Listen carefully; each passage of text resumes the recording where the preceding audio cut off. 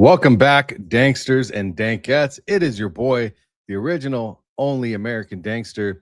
And of course, without all of the other Danksters out there, this wouldn't be possible. But today, again, we're going to have a very interesting educational, historical conversation. I'm going to tell you about the Board of Peace. But I need to kind of go through a couple of things here before that, because what I'm going to walk you through is not just a news story, okay? Which I find it interesting that the news or mainstream media hasn't really talked so much about this.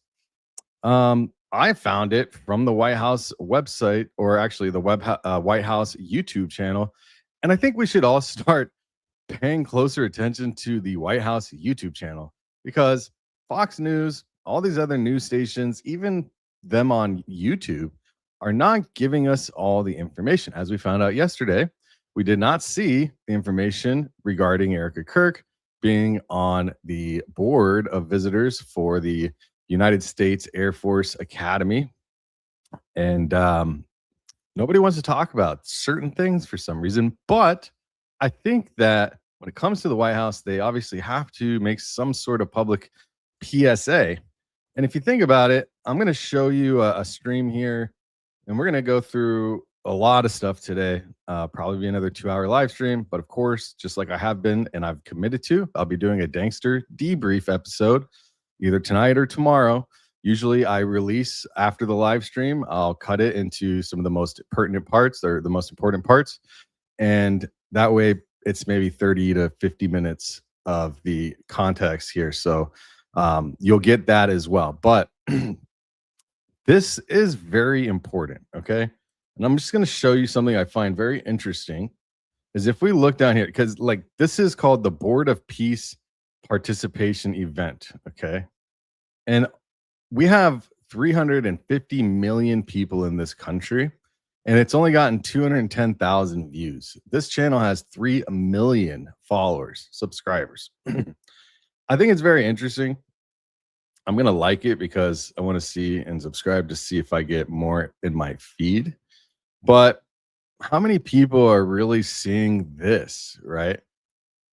And every FARA document that I've gone through, every 990 that I've read regarding multiple companies, TPUSA, PJTN with Lori Cardova Moore, every foreign influence dollar, every every shell company, every church that's being geofenced, every anonymous influencer payment, it all sits on top of a financial and diplomatic architecture that was actually built 80 years ago. We might have new technology, but this is built already by people you have never heard of, in rooms you were never told about. And that architecture is being demolished and rebuilt as we speak. I'm going to educate you on this, or at least I'm going to tell you more about it in case you already know some, because I think it's important that we know what's going on with our United States politics. And of course, this video is going to be suppressed because they don't like it when I tell the truth. We've got 50 viewers right now, as opposed to our normal 500, but I'm sure more people will pile in. However, this architecture, like I said, is being demolished. And this was not through legislation. This was not through public debate. Again, nothing, like they're just making moves, power moves, boss bitch moves, baby. Is that what we got going on here? They're through a new organization. They're doing this through a new organization that nobody in Congress authorized, to my awareness, that I could find, where permanent membership costs $1 billion. And one man named himself chairman for life. This is not opinion. Everything I'm going to tell you is sourced through the Federal Reserve's own archives, the State Department's own historians, the United Nations Charter itself. Congressional records, publicly available documents, like always. I'm going to show you whatever I can, everything that I have on screen while I discuss this. This is what we do here. This is what I do. I show the receipts. I give historical context so you can learn about the information we're talking about today. Because in order to understand what's happening today, we need to understand what happened in the past and how we got here. And I'm finding this niche in my channel for historical, political conversations to be actually quite rewarding. People that are following this, put a 1 in the chat if you just absolutely need me to keep going, because I think it's important. I think that it's important, and I see the comments, I see the gratitude, the people that are happy to have me put this information out there, because nobody is talking about this stuff at this level. Nobody is. Put a 1 in the chat if you agree with me that what I'm doing, whether it's all these, we can do this every single day on all kinds of topics. I will continue, but I need to know, and the algorithm needs to know, when you hit the like button, when you hit the subscribe button, when you memberships join, when you share, when you talk in the comments, and when you talk in here in the chat. They know that they notice this, and it will help me spread this message. I need you to do it. I cannot do it alone. The algorithm does not want me to do it. Okay. We know this already. So if you're a Dankster, please like. If you are new here, subscribe. It's only 99 cents to become a YouTube member, and it gets you in the community. It directly supports independent investigative work that is not funded by anyone, as you could tell, because I'm calling out people that, in my opinion, maybe not funded, but have an agenda, right? I have no agenda except for to share the truth. And they don't want the truth as bad as we need it in a day and age like today, for the millennials, for the boomers. My audience base is like 55% 45 and over. And actually 35% of that is 65 plus. So they know, if you're sitting here watching this and you're a boomer, you're in your 60s, you're in your 50s, you're in your 70s, you know how important this is. Share it in your Facebook groups. I know that these ladies have all these Facebook groups that you're arguing back and forth. Put this in there, drop this in there, and also put the debrief. Some people don't want to sit for 2 hours. Put the debrief in there.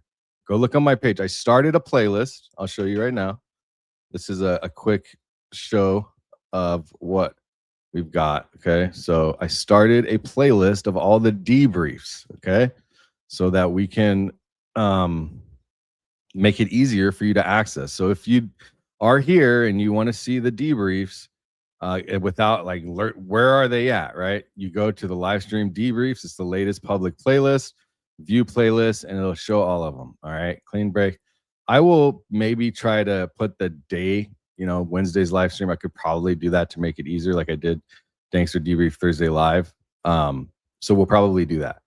But I just wanted to let you know I have this playlist, and I want you to share it, because these are going to be these live streams moving forward are going to change our lives. I'm telling you, it's going to change the way that we see the world around us and educate all of us. I am learning so much through this process.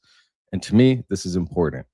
If you've been here since TPUSA's financial forensic work, since the Pharaoh pipelines that I've drawn up, since the AmericansForTransparency.org website I've built, the Khashoggi investigation, the Heritage Foundation breakdowns, the surveillance state apparatus, the geofencing, you already know that this channel follows money across borders. And I'm not just talking geopolitical borders. I'm talking borders of businesses, borders of people, borders of industries, borders throughout the world. So today I'm going to show you how these borders draw themselves or were drawn, essentially, and who is redrawing them right now while we are not looking, or some of you are not looking. And you picked, again, another hell of a day to show up. For all of you that are here, I appreciate it. If you want to become a part of the investigation, go to patreon.com/original Dankster. So before we go into the debrief, I'm going to show you a clip, and there's a bunch of clips here that I have from this show, from their announcement. Okay, so we're going to show I call it the prestige claim. Oh man, there's so much stuff in here, you guys. So we're gonna get this ball rolling. Welcome to Lady Joyful Bug, Joyful Ladybug. I've seen you before. Welcome back, and welcome to everybody. Elena, welcome. Tani, good to see you. Pitts, everybody. Yeah, Sir Bob. Hey, good to see Sir Bob coming back. We are in the building. Cool. So let's run it let's start with this right here. Oh, there's no audio. Okay. At least I recognized it, right? At least I right. You know what's strange is there was audio. There was audio before I started the live stream. Okay. Here we go. And you see that by the results. So today is a tremendous honor to welcome you all to the United States Institute of Peace for the inaugural meeting of the Board of Peace. Very important. I believe it's the most consequential board, certainly in terms of power and in terms of prestige. There's never been anything close, because these are the greatest world leaders. Almost everybody's accepted, and the ones that haven't will be. Some are playing a little cute. It doesn't work. You can't play cute with me. But they're playing a little bit. But they're all joining. Everybody, most of them very immediately. A few that we really don't want because they're trouble. Take care of them. But this is the most prestigious board ever put together. You know, I've seen some great corporate boards. I've seen some great boards, period. It's peanuts compared to this board, because we have virtually everyone is the head of a country other than Johnny, but he's the head of soccer, so that's not so bad, right, Johnny? I like your job. So this is the Board of Peace. I have a few timestamps that I want to show. Let's see here. Where are we at? Uh-oh. Did I lose it? Let's see. 1 second. My apologies. So this is the Board of Peace. This is basically our version, apparently, of the United Nations. So we are running in tandem right now with the United Nations, all right, which I find very interesting. I find it very interesting that we have a new United Nations. So let me pull up this clip here, which is, I think it's at, oh man, what's happening here? I had a bunch of timestamps. Now I lost them. Okay. Can't play Q with me. Yeah. Okay. I actually screenshotted this, or screen recorded this. It was, I think it was a 5-minute mark here, somewhere like that. Yeah, I think it was like right around here. So it was after the Can't Play Cute with Me.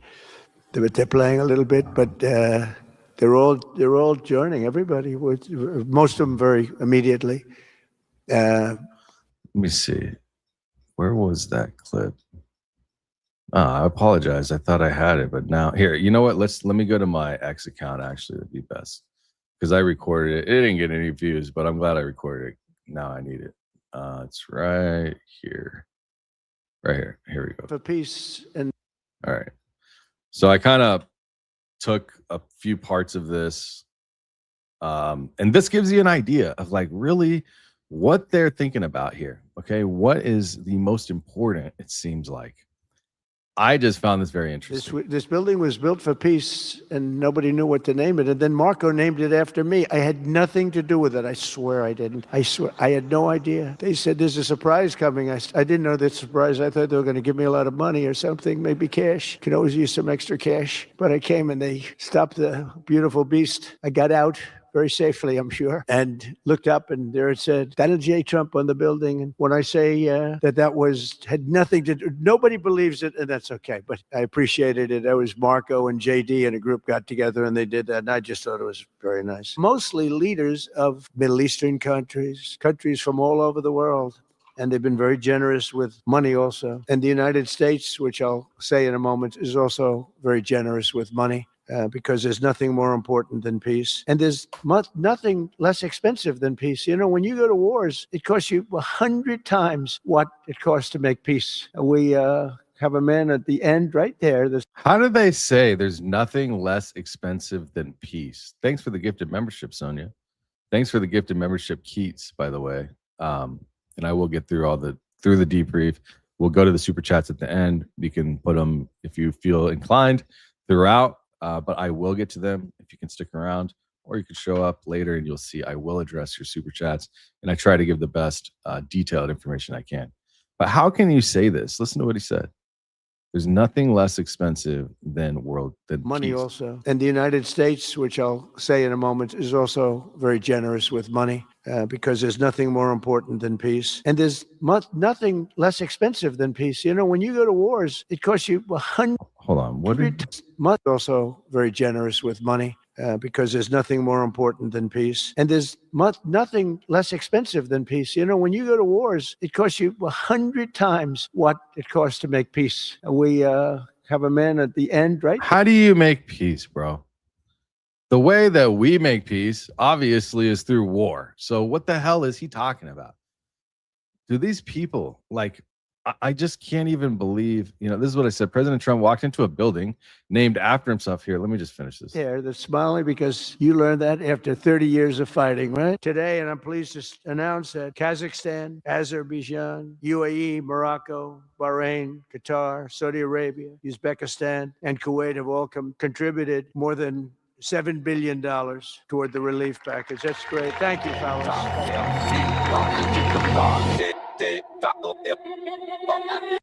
This building. I like that song. I'll play it for you guys sometime. The problem is I can't upload music on this thing.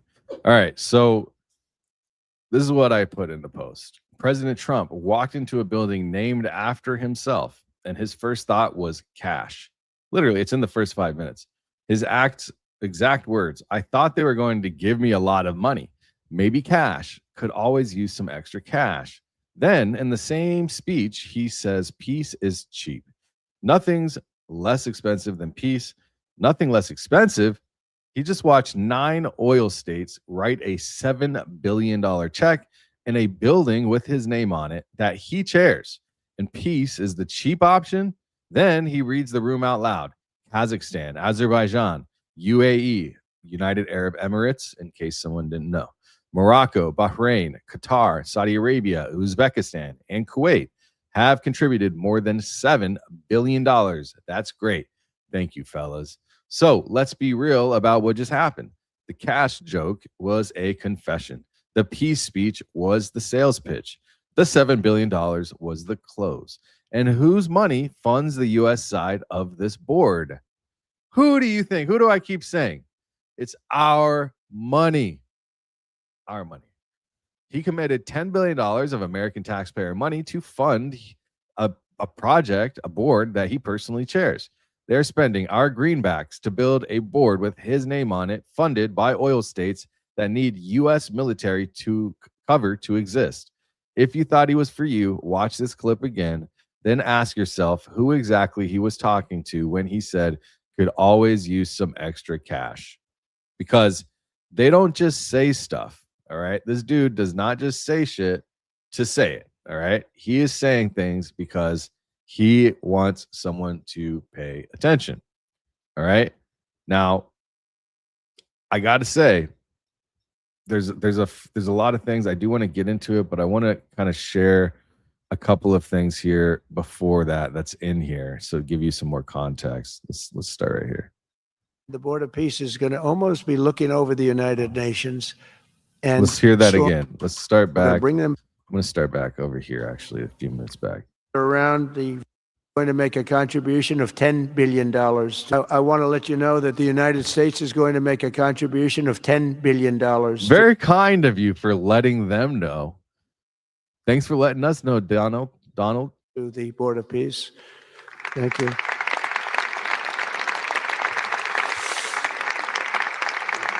And we've had great support for that number. And that number is a very small number when you look at that compared to the cost of war.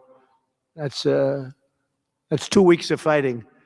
It's a very small number. It sounds like a lot, but it's a very small number. So we're committed to $10 billion. Together we can achieve the dream of bringing lasting harmony to a region tortured by centuries of war, suffering, and carnage. They say 3,000 years. And hopefully we can lift up the eyes of the world to envision how other intractable conflicts can be settled.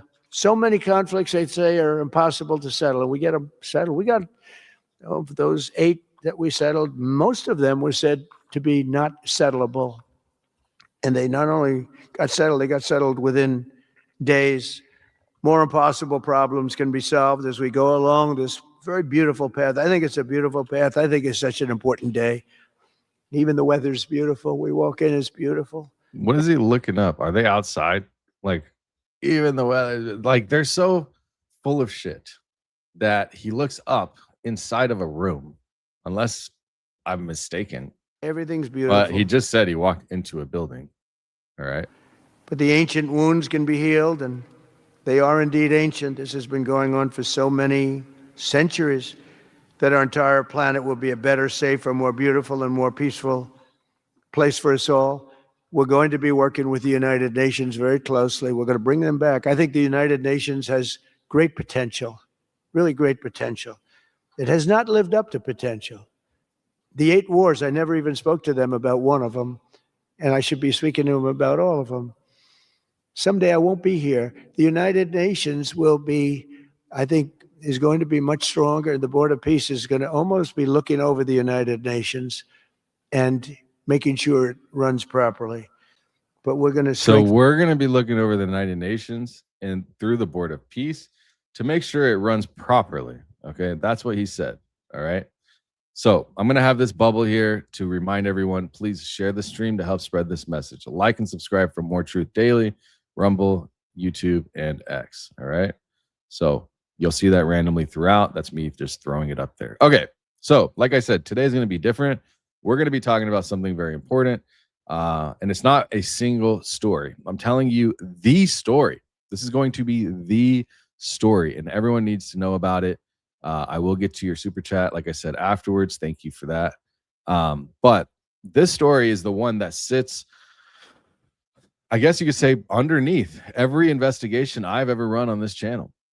Basically, every influence pipeline, like I said in the intro, every influence pipeline, every Form 990 from nonprofits, the FARA filings, AmericanTransparency.org, AmericansForTransparency.org, every dollar that I have traced, it all sits on top of a foundation that was created or poured 80 years ago into a hotel in New Hampshire, actually, by 700, and they say 730 people that we probably never heard of. I haven't, for the most part. And that foundation right now is cracking.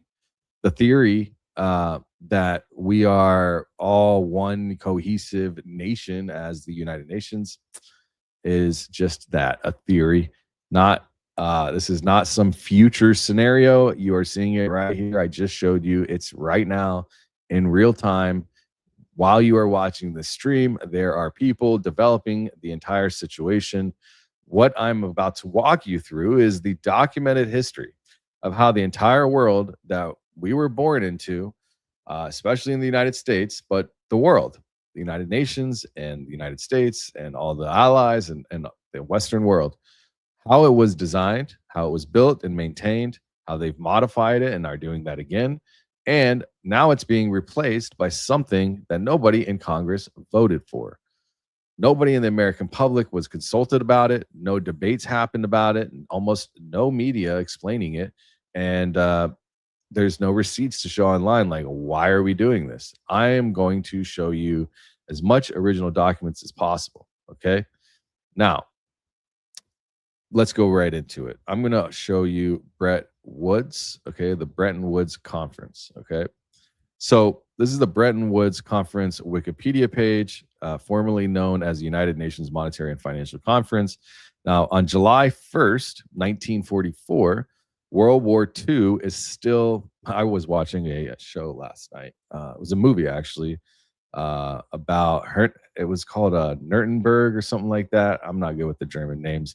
Ben Shapiro, don't make a video about me, or you can. I don't care. But it was about World War II ending, and this kind of drove the interest in me wanting to talk about this even more, about how they actually created the nations came together and they held a court. Let me see if I can find the movie on Netflix about Germans being held accountable in court. All countries. Let me see if it'll tell us. I think it's new too. Nuremberg. This movie is so good. My goodness.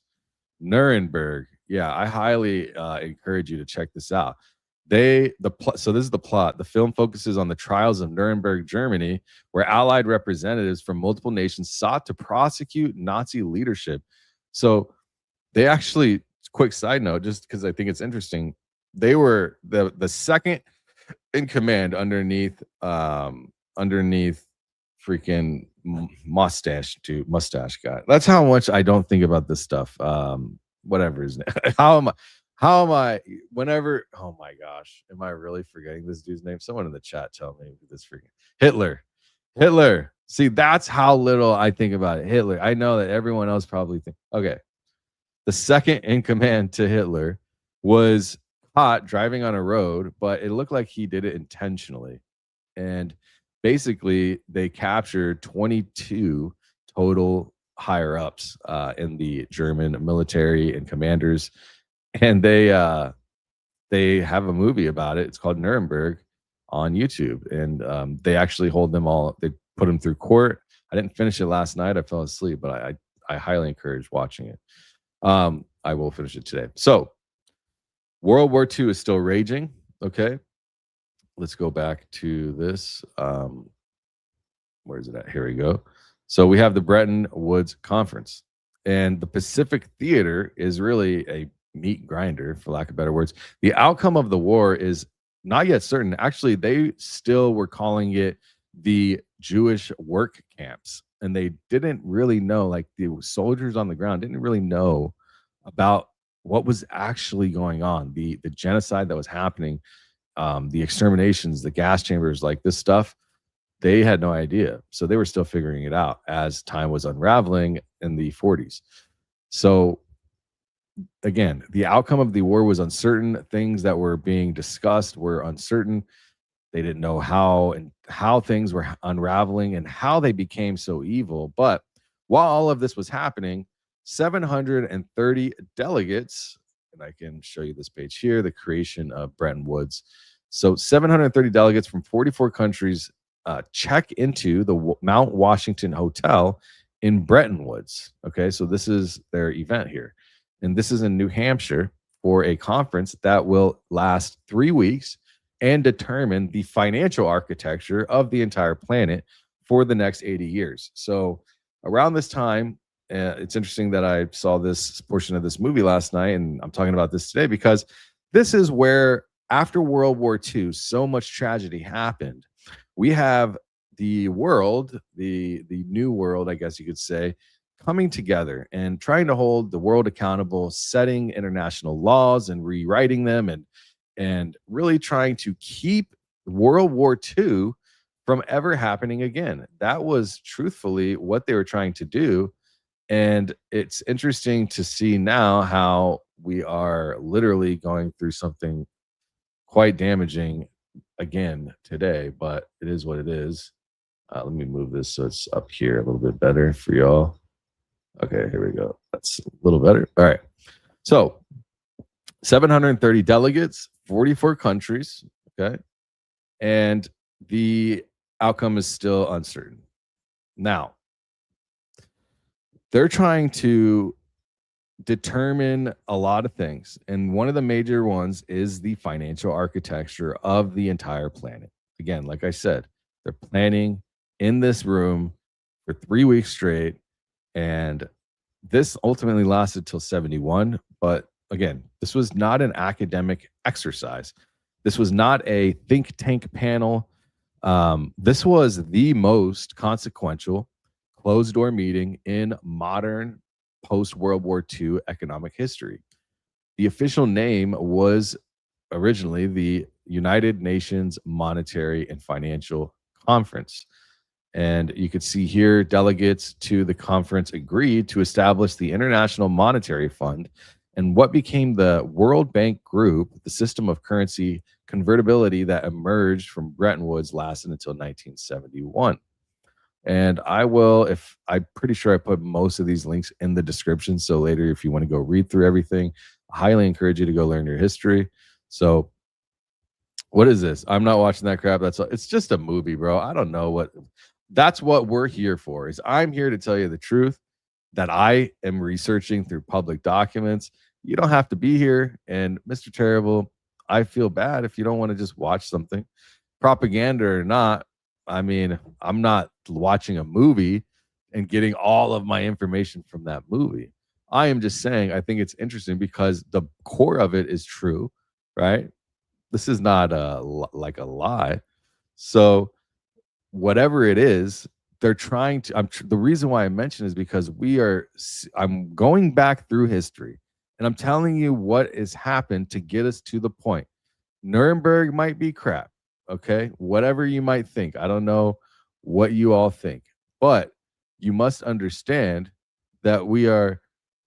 Yeah, I was saying I watched the movie, but I'm not saying that that is what happened. I'm saying that is the history behind the fact that it happened.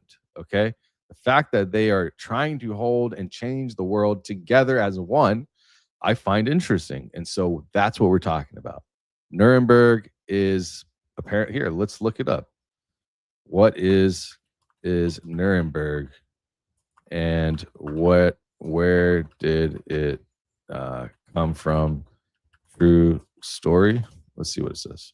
AI. Let's give it all the information here. Second largest city in the German state of Bavaria and the unofficial capital of the cultural region of Franconia.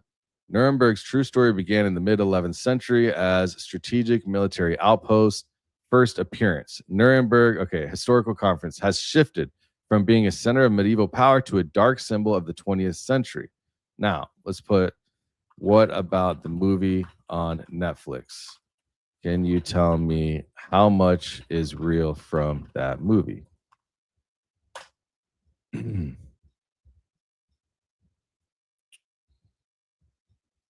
Nuremberg, released starring Russell Crowe and Rami Malek, is a quasi-factual historical drama. While it captures the core tensions of the trial, it takes significant creative liberties for dramatic, of course. The film is primarily based on the 2013 nonfiction book. Now, what is true? Main characters, evaluation, concentration camps, personality, suicide. What's fictional? The physical fight, the Vatican scene. Yeah, this was crazy. In the movie, they blackmailed the Pope into trying to get the Pope to, it's so crazy, to agree with holding these guys accountable. But I think it's very interesting. The psychiatrist, he went and he tried to understand all of the soldiers from Germany and basically try to get inside of their minds, right? Which I find quite intriguing.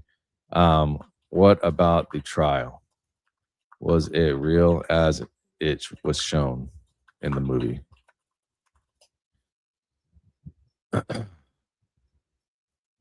Considered mostly historically accurate in its depiction of the courtroom proceedings. That's all I'm really talking about, is the fact that they're trying to hold people accountable in this new age world. Okay, as we see it happening today, we're starting to get, what's happening is the concentration of power is isolating.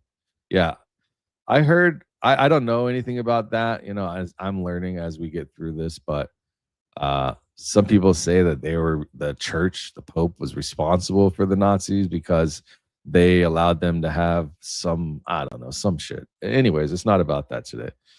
All I did was point out, it's funny how people are, how all I'm doing is pointing out the fact that the world has worked together to change the future or to better the future.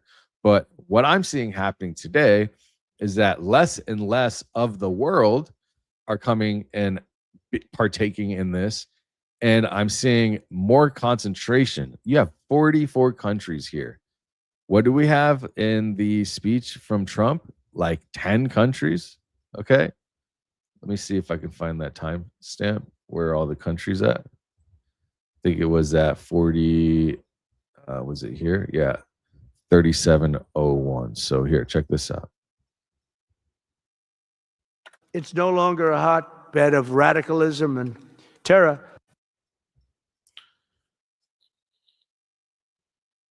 Get rid of their weapons. Looks like they're going to be doing that, but we'll have to find out. But it's no longer a hotbed of radicalism and terror.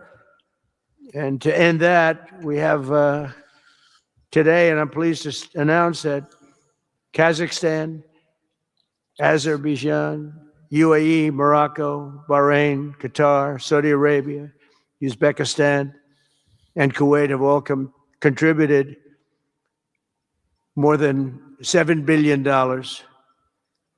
toward the relief package. That's great. So that's 9 countries, $7 billion contributing towards a relief package. And what do you think that $7 billion gets them?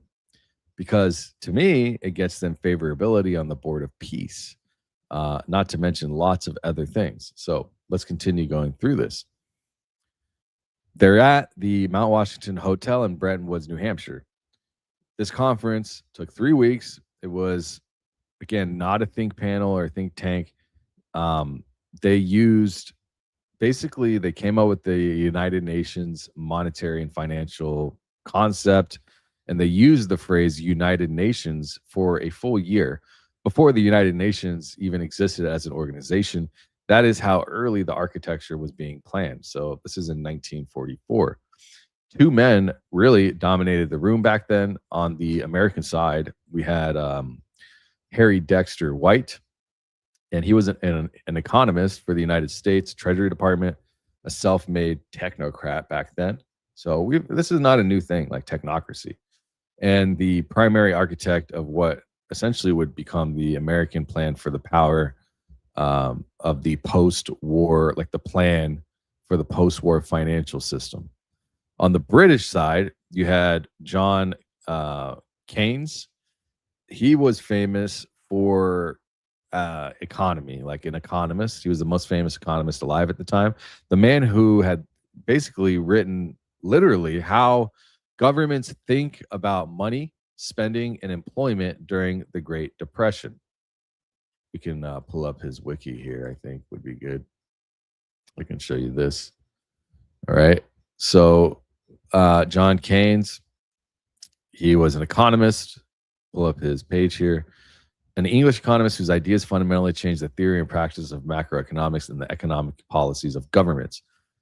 He built on mathematics and was around the cycles of business. So interesting person to study. I think there's many books written about him.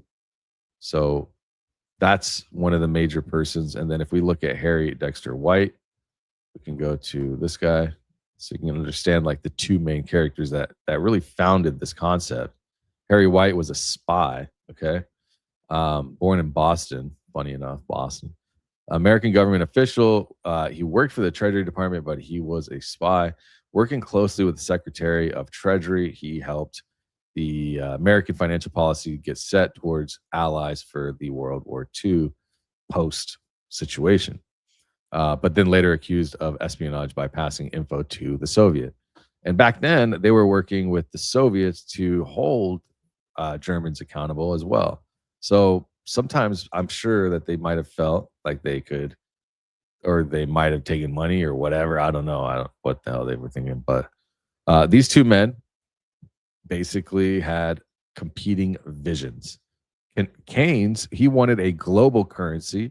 He called it the Bancor, BANCOR, like the core the core banking monetary system, which would have been a neutral unit of account that no single nation controlled. Okay, so kind of if you took Bitcoin and you took out the computer side of things, the blockchain and all of that, he wanted a decentralized economy. That was how Keynes envisioned it. This economist, kind of interesting perspective on finance, right? Especially as an economist. So, sorry, I got distracted here. So White wanted the opposite, while wanting, he basically wanted the United States dollar at the center of everything. Obviously, White won. So you look at White, you look at who we have playing each other against each other with these ideas, and of course, in favor of the United States, they're going to choose the centralized dollar around the U.S. And actually, it's favored us pretty well for that time. And also, Dexter was in the United States. Harry Dexter White was in the Treasury Department, so he had a lot more control, I guess you could say, and more ability to work with the monetary system back in that day. So obviously, this guy won when you put the center of the United States in the picture around money. He won, though, because in July of 44, the United States controlled 2/3 of the world's gold reserves. The United States was the only major industrial economy whose factories had not been completely bombed into rubble at this time. Britain was completely broken. France was occupied. Germany and Japan were literally being destroyed. If you go look at some of the pictures from back then, they were just totally demolished. The Soviet Union had lost like 20 million something people. America was the last, and a lot of it is thanks to being all the way over here, away from all of that, separate continents. They were the last economy standing, and Harry Dexter White used that leverage to build a system with the dollar at its absolute center. And if you think about it, it makes a lot of sense to have the one standing, like maybe not the one, but the strongest standing economy, definitely the strongest standing economy, especially at that time, to be the core monetary system for the globe at that point. So you could see that, and it makes sense why they would do that. Again, they leveraged this and they made an opportunity around the center of the United States. Let me see if this is the page here. So you can see right here, Bretton Woods Conference and birth of the IMF, International Monetary Fund, and World Bank. So this is what they built. I also have this one here, creation. Okay, yeah, so I showed that. And this is actually the page that shows the whole creation. If we could scroll down, either way, there's a whole history on it. Quite interesting stuff. Maybe we can cover some of this in the members only live stream. So if you become a member, I'd love to maybe go through some of this. We can read through it, learn about it. I kind of want to do something about history conversations with the members, kind of how like Candace, she does the book club. Maybe we'll do a history class, history lesson. Maybe we'll watch some Dr. Zhang or Professor Zhang. So here's what they built. Okay. They had two institutions, the IMF, the International Monetary Fund, and they had the International Bank for Reconstruction and Development, which we call now the World Bank, by the way. The IMF would monitor exchange rates and lend reserve currencies to countries with balance of payments problems. All right. The World Bank would finance the physical reconstruction of war-destroyed nations and then pivot essentially to development lending for more poor countries, just putting people into debt. They've been doing this shit for decades, putting countries into debt, printing money, putting countries into debt, printing money. They ended up putting everybody into so much debt, they had to do it to their own citizens, which is what we're experiencing now.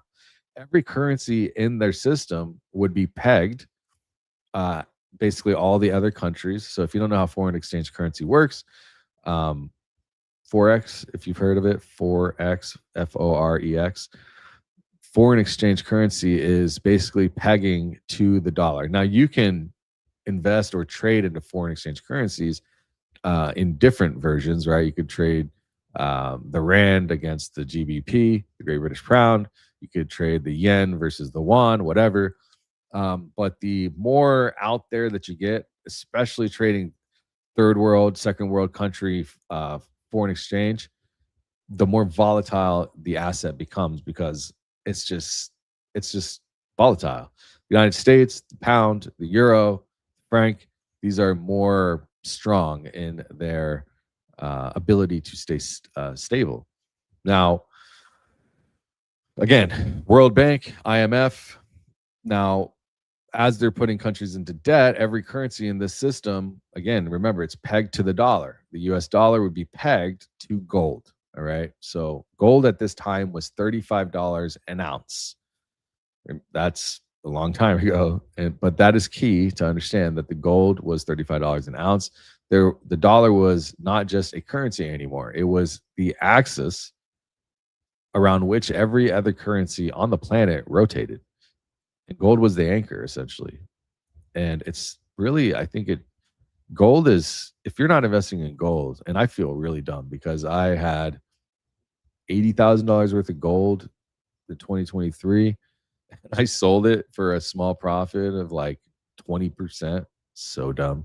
I think I bought it at 1,600 and sold it at like, I don't know, 2,200 or something like that.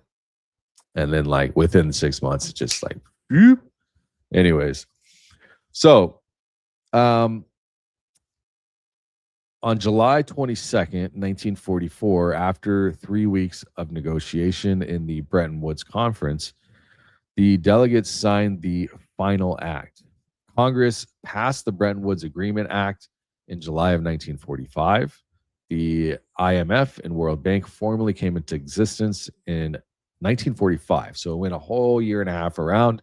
December 27th, day after Christmas, 2 days after Christmas, in 1945, when representatives from 21 countries ratified the Articles of Agreement, the Soviet Union had signed the final act at Bretton Woods, but refused to ratify. So Stalin's people, Stalin from Russia or Soviet Union, called the IMF and the World Bank, and I quote, branches of Wall Street here. They were not entirely wrong, but they were on the losing side of history in that moment, and they knew it, right? So the Bretton Woods system, and is this the same? Okay, so that's the conference. Let's pull up the Bretton Woods system here. Okay, here we go. So the Bretton Woods system established the rules of commercial relations among 44 countries, and it was attached to the dollar, which was attached to gold. Okay. Now, when we are thinking about this, we have to talk about one more thing in this room. The United States did not just win the argument at Bretton Woods, it won the entire architecture. The IMF headquarters would be centered in Washington, D.C. That's where the headquarters were at. The World Bank was headquartered in Washington, D.C. The voting shares, let me see if my camera's, the voting shares in both institutions were weighted. And when they were weighted by economic size, okay, which meant the United States had a de facto veto over every major decision because of the size. It's kind of like in crypto or in stocks, okay? If you want to weight your vote, say you want to vote on something and you're part of this vote, you can vote with your shares. This is why I tell people all the time, well, not all the time, but when the conversation comes up, if you have a 401k, or if you have any type of this is really how you take the country back. The 401ks and the retirement funds, every single investment that you make, they have, for the most part, they all come with voting rights. Okay, so you have the monetary version of a share, and then you have the voting right version of the share. Okay, for every share, that weight is applied to a vote.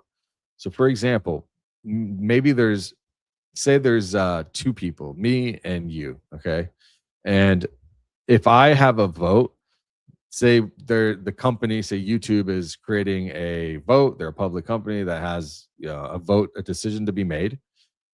If say actually it would have to be more people. Say there's like 150 people or 153 off balance, right? Off even.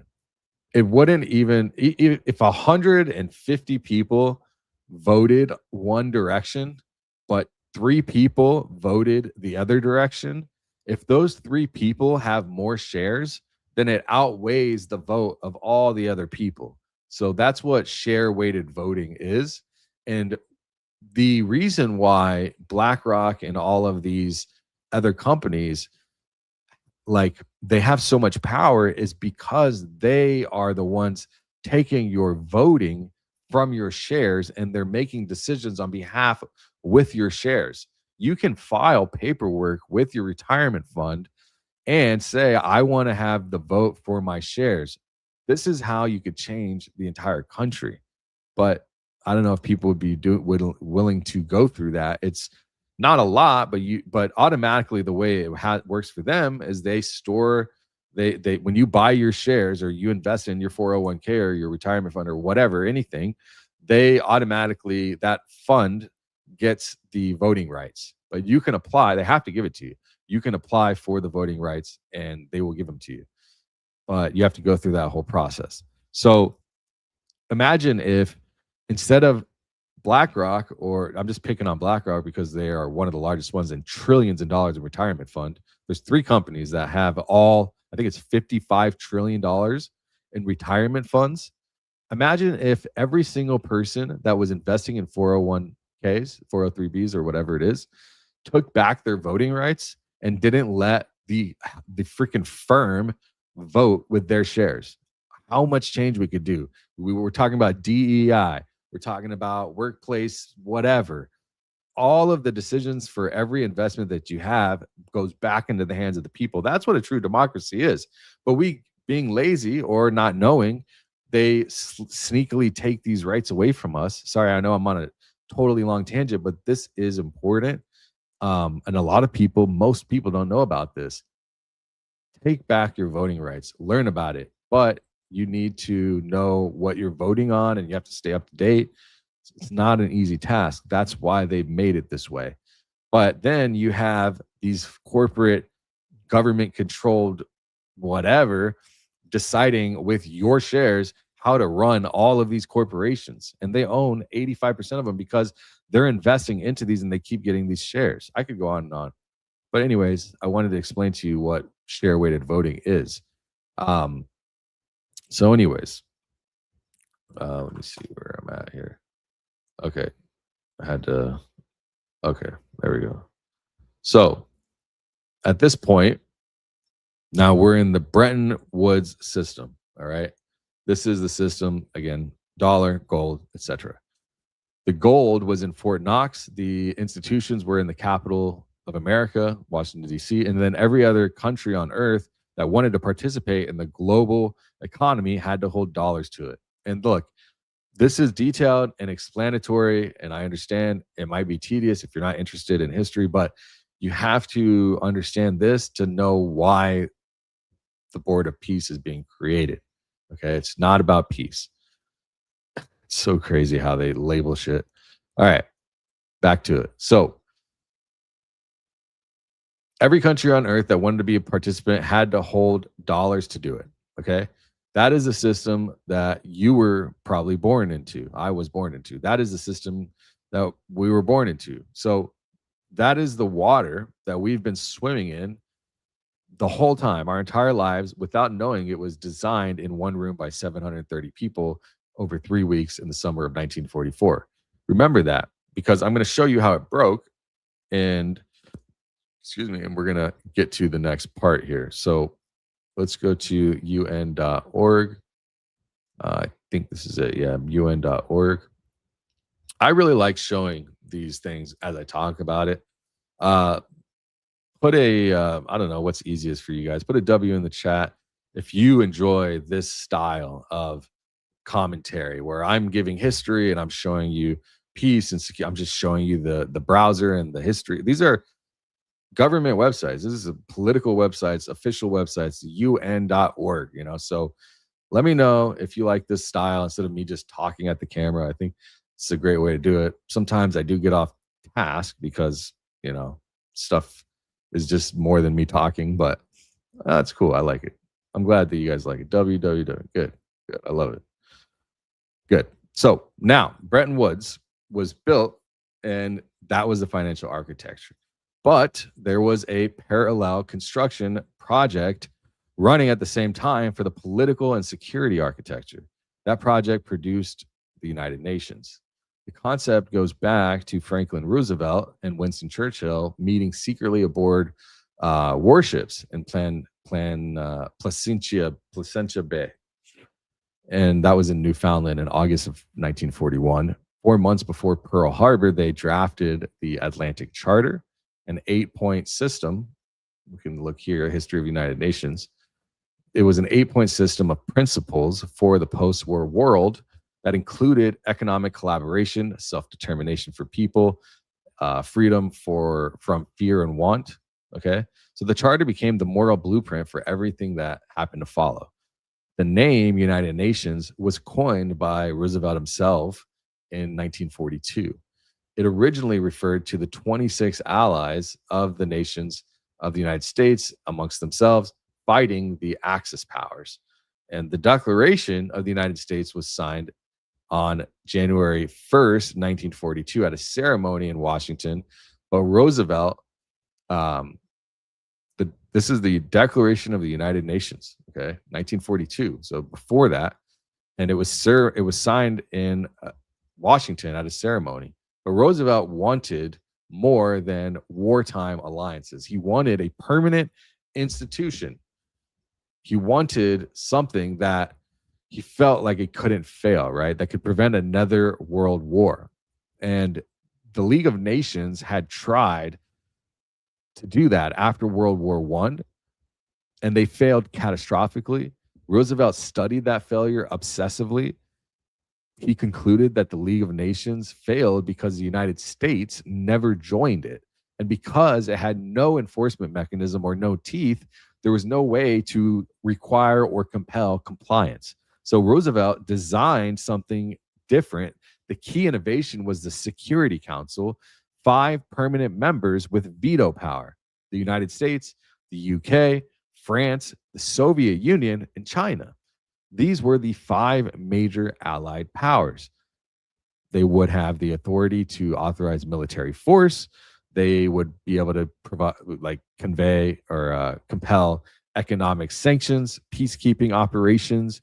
No resolution could pass if any of them vetoed it. Roosevelt believed this structure would keep the great powers at the table because they could always block anything that they did not like. Okay. It was a compromise between sovereignty and collective action, and it was specifically designed so that no great power would ever feel trapped by the institutions.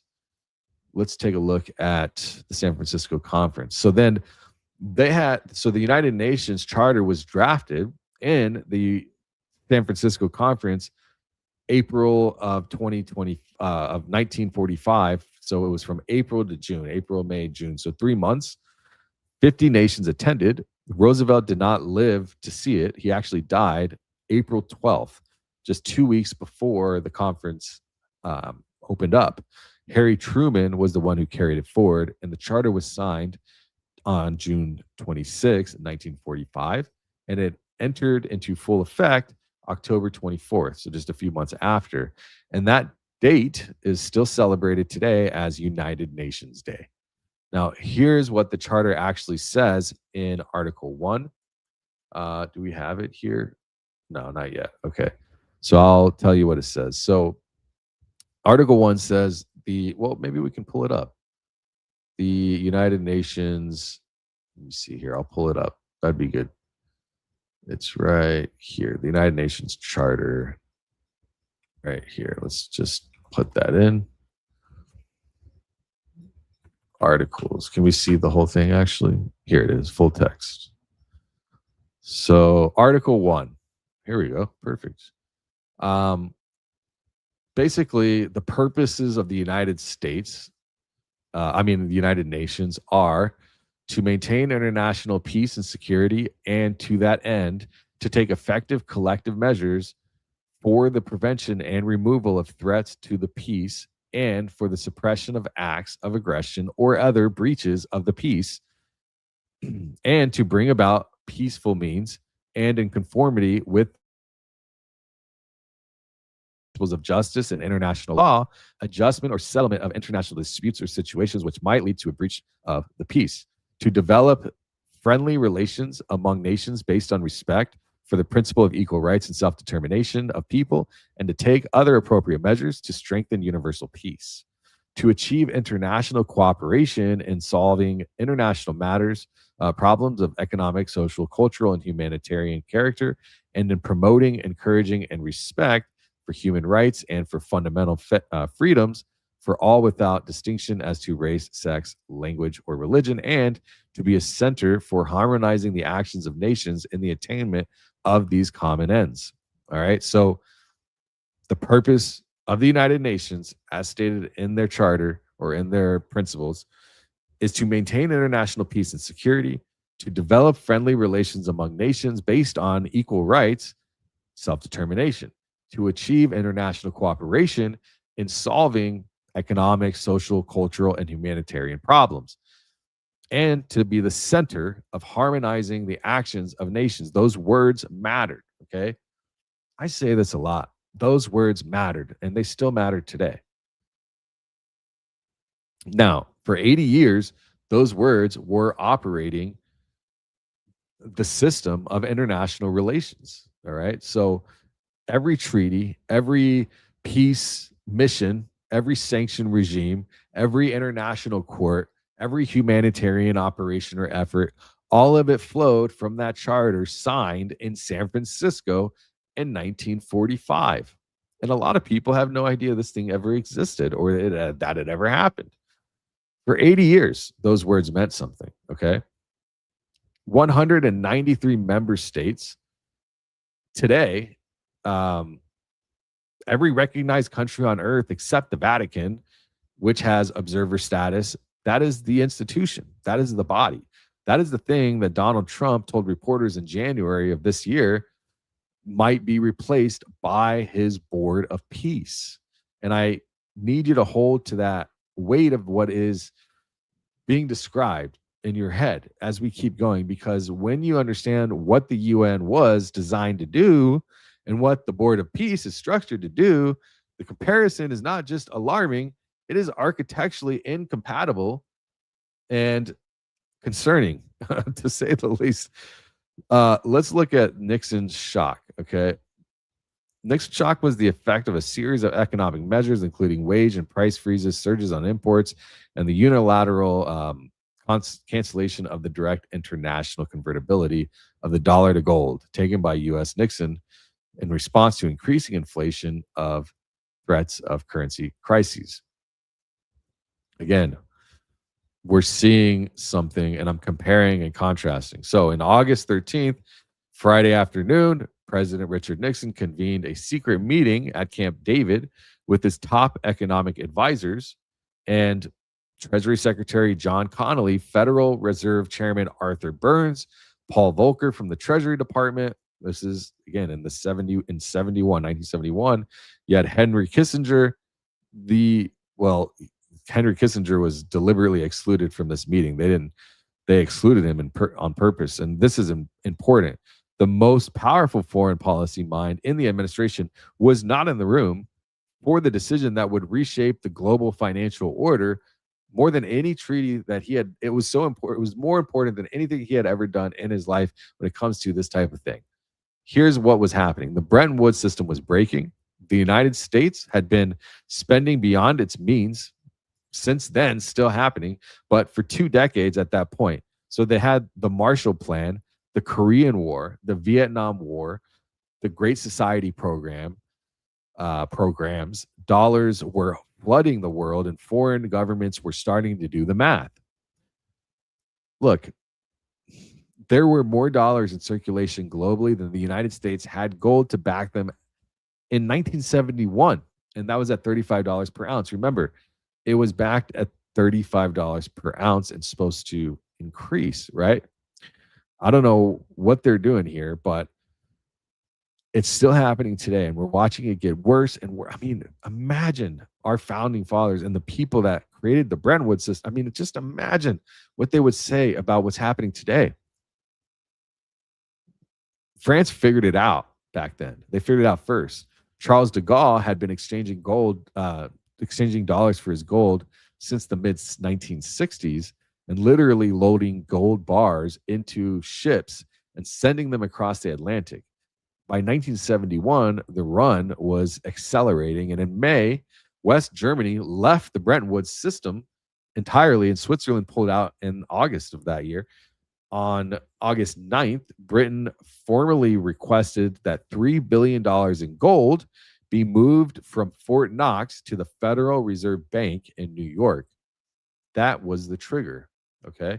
The British were calling a bluff. And Nixon's team knew that if they honored all of the outstanding claims, the United States would be stripped of its gold reserves entirely. Okay.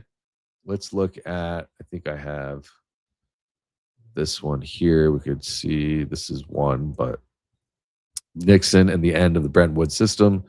On August 15th, 1971, President Richard Nixon announces a new economic policy, a program to create a new prosperity without war.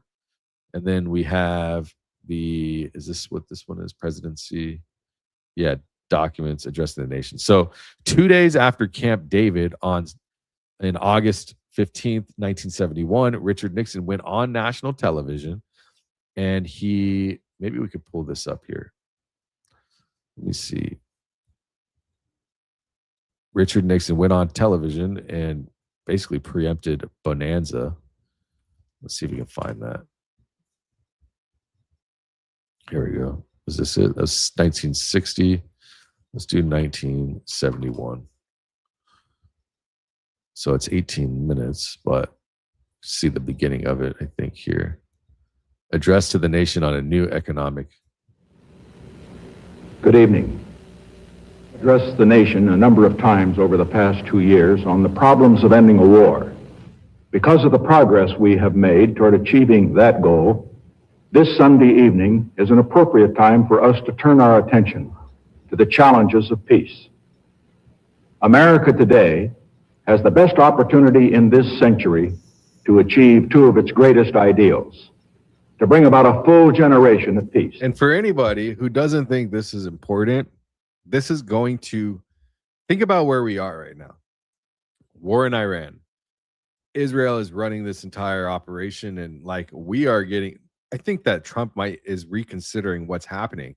If we leave them hanging out to dry over there, it could be detrimental for Israel.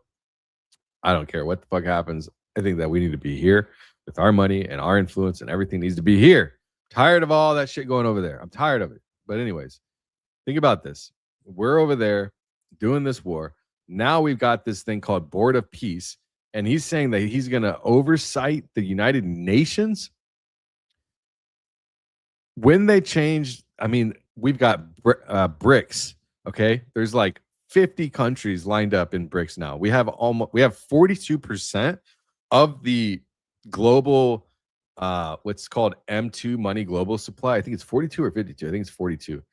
M2 money global supply, the core bulk of the world's money, okay, which is like $120 trillion, is 42% are ready to move to BRICS.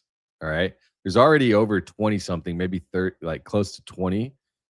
There's like a core 4 or 5, and then there's been people adding on, countries adding on every year. And there's a whole list. We've covered it on this channel that BRICS is becoming a thing. They are trying to change the global center of monetary system. So just remember, like, history repeats.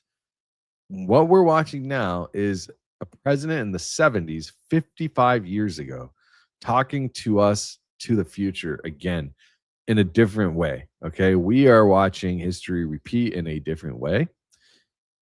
I'm telling you, what's happening is not looking good, in my opinion.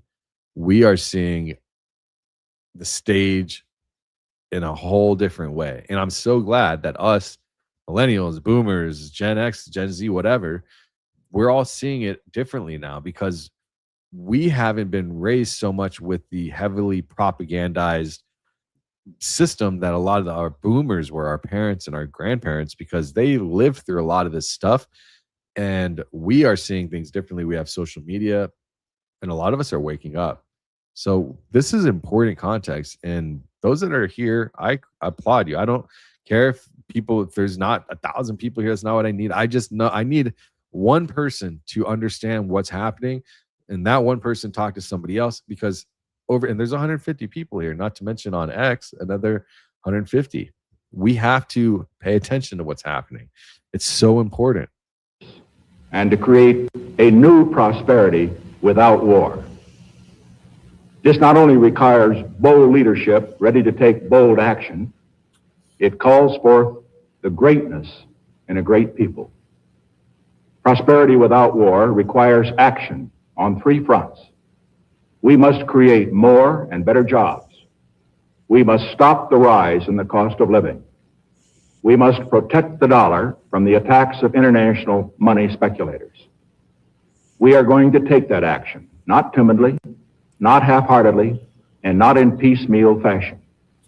We are going to move forward to the new prosperity without war as befits a great people, all together and along a broad front.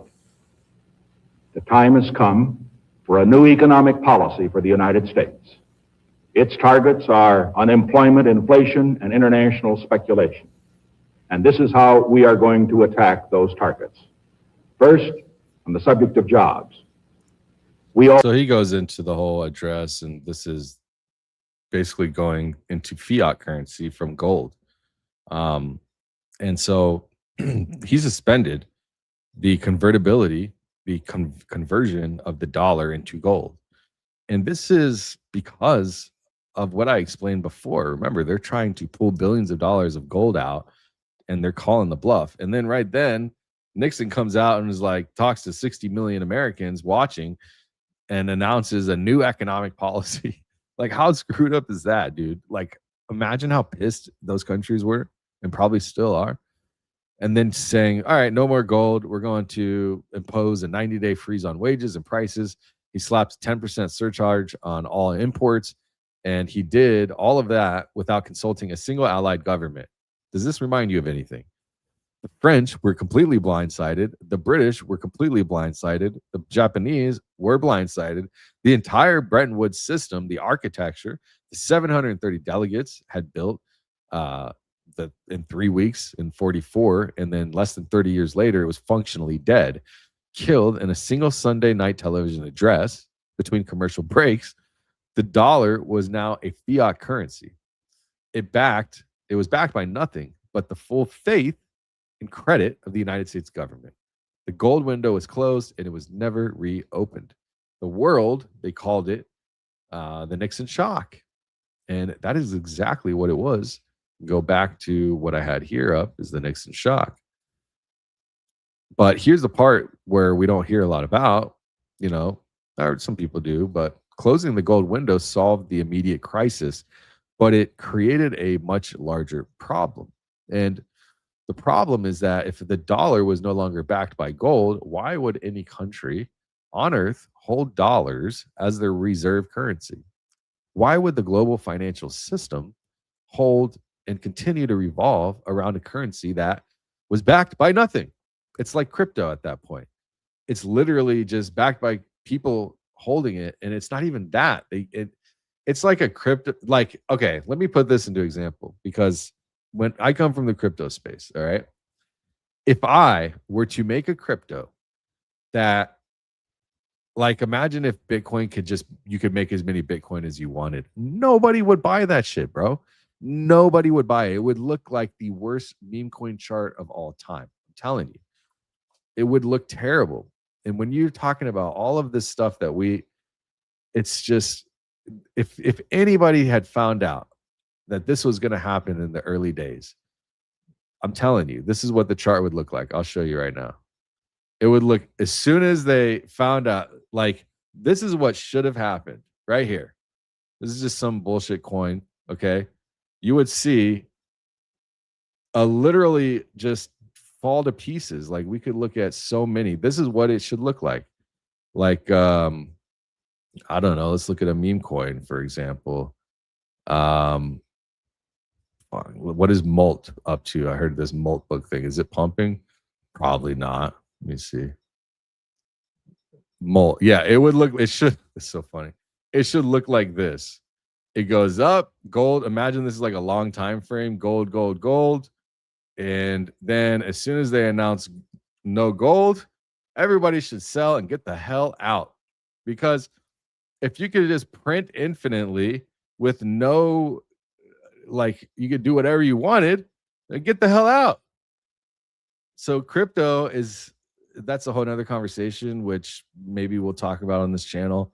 But you have to understand, crypto is imagine the dollar in a coin, right? In a digital coin, like in a digital, like a number, okay?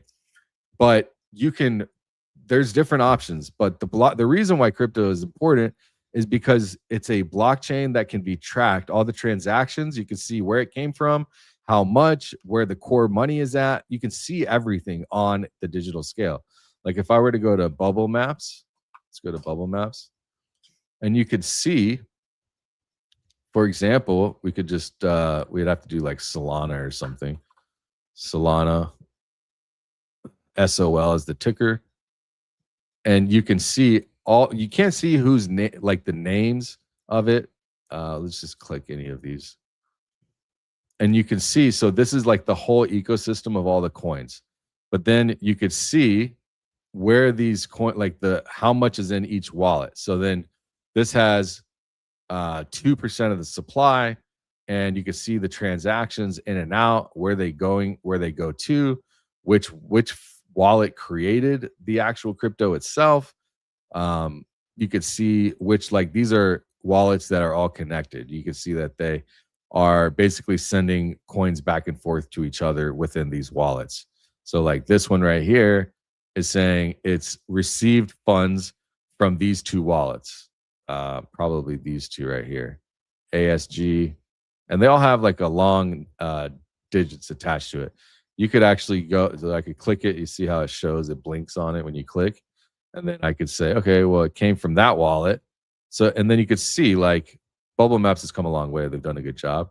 It's like, all right, so somebody filled this wallet with money, sent it here, and then money got sent from this wallet back and forth. And you can trace everything, and it has everything here. All right. So you could see all the wallets and all the money that goes in it. But imagine, say this wallet right here was, say this is the US dollar, okay? And this was the main wallet that funded, this is the world main banking where they print the money and send it out. But imagine if every time you looked at it, these bubbles got more and more and more because they keep printing money and sending it to more and more people. And this thing keeps saying, oh my gosh, we've got more. Like you could see whale transfers crypto. Let me see if I can show you. I think it's called Whale Watch. Is it Whale Alert? Whale Alert. Yeah, I think it's Whale Alert. Whale Watcher or Whale Alert.io. Let me see if it's this one. Oh yeah, it's this one. So here you can actually see. So this is a way that they show you big, large amounts of transactions that are being burned. When they burn it, they're literally just destroying those tokens forever, or printing them or sending them around. So for example, this wallet sent 1,200 Bitcoin, which is $84 million, and it was transferred to an unknown wallet in the Coinbase institutional. They have like Coinbase Prime, Coinbase institutions where they handle large amounts of money for institutional investors like BlackRock or whatever. So Coinbase deals with all of that. So on Whale Alert, you can see, for example, what they're doing. Like this one, USDC Treasury. The USDC Treasury is not the US dollar Treasury. It's the Treasury of the company called Circle, who deployed USDC, and they are burning tokens, or they are minting tokens. So you can see right here, it says, I can make it a little bigger if you want. They minted means they created. They literally just created $90 million. And then they just created $79 million. And then randomly, they burned $80 million. And it tells you where it happened at, USDC Treasury. So minted 90 million, minted 90 million, minted 90 million, minted 79 million. And then they just burned a little bit. All right. And then they burned a little bit more, burned 107 million. So they literally can do whatever they want. They can burn it. They can mint it. They can. So imagine the US economy is literally minting or printing. It's the same thing. Money. They're just minting and printing and they're not burning it. They're giving it away. They're using it. And the problem is it creates hyperinflation. When you mint coins or you mint dollars or you print money that's backed by nothing, every time they print, it puts our dollar suppresses the value. So if they burn it or destroy it, if there's less of it, it's supply and demand. If there's less of that dollar, then our dollar becomes more valuable because there's less of them. But the more they keep printing and minting and printing and minting and printing and minting, then it becomes less valuable. It's a very simple economic supply and demand.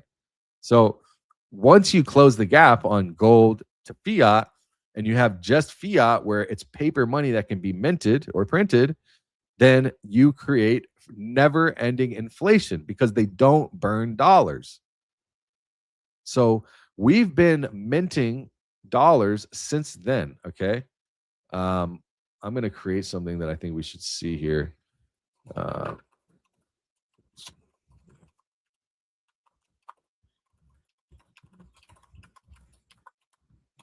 Since 1971, after the gold, the fiat was moved to, yeah, let's do that. So I'll show you a graphic of what this looks like because it's insane. All right, so that happened. Then we have the petrocurrency. So let's go to petrocurrency. I'm going to close these ones, this one. Let's close all of these. And we'll get to the petrocurrency. So here we go. All right. So hopefully this is educating you. Put a W in the chat if you're learning and you like this conversation.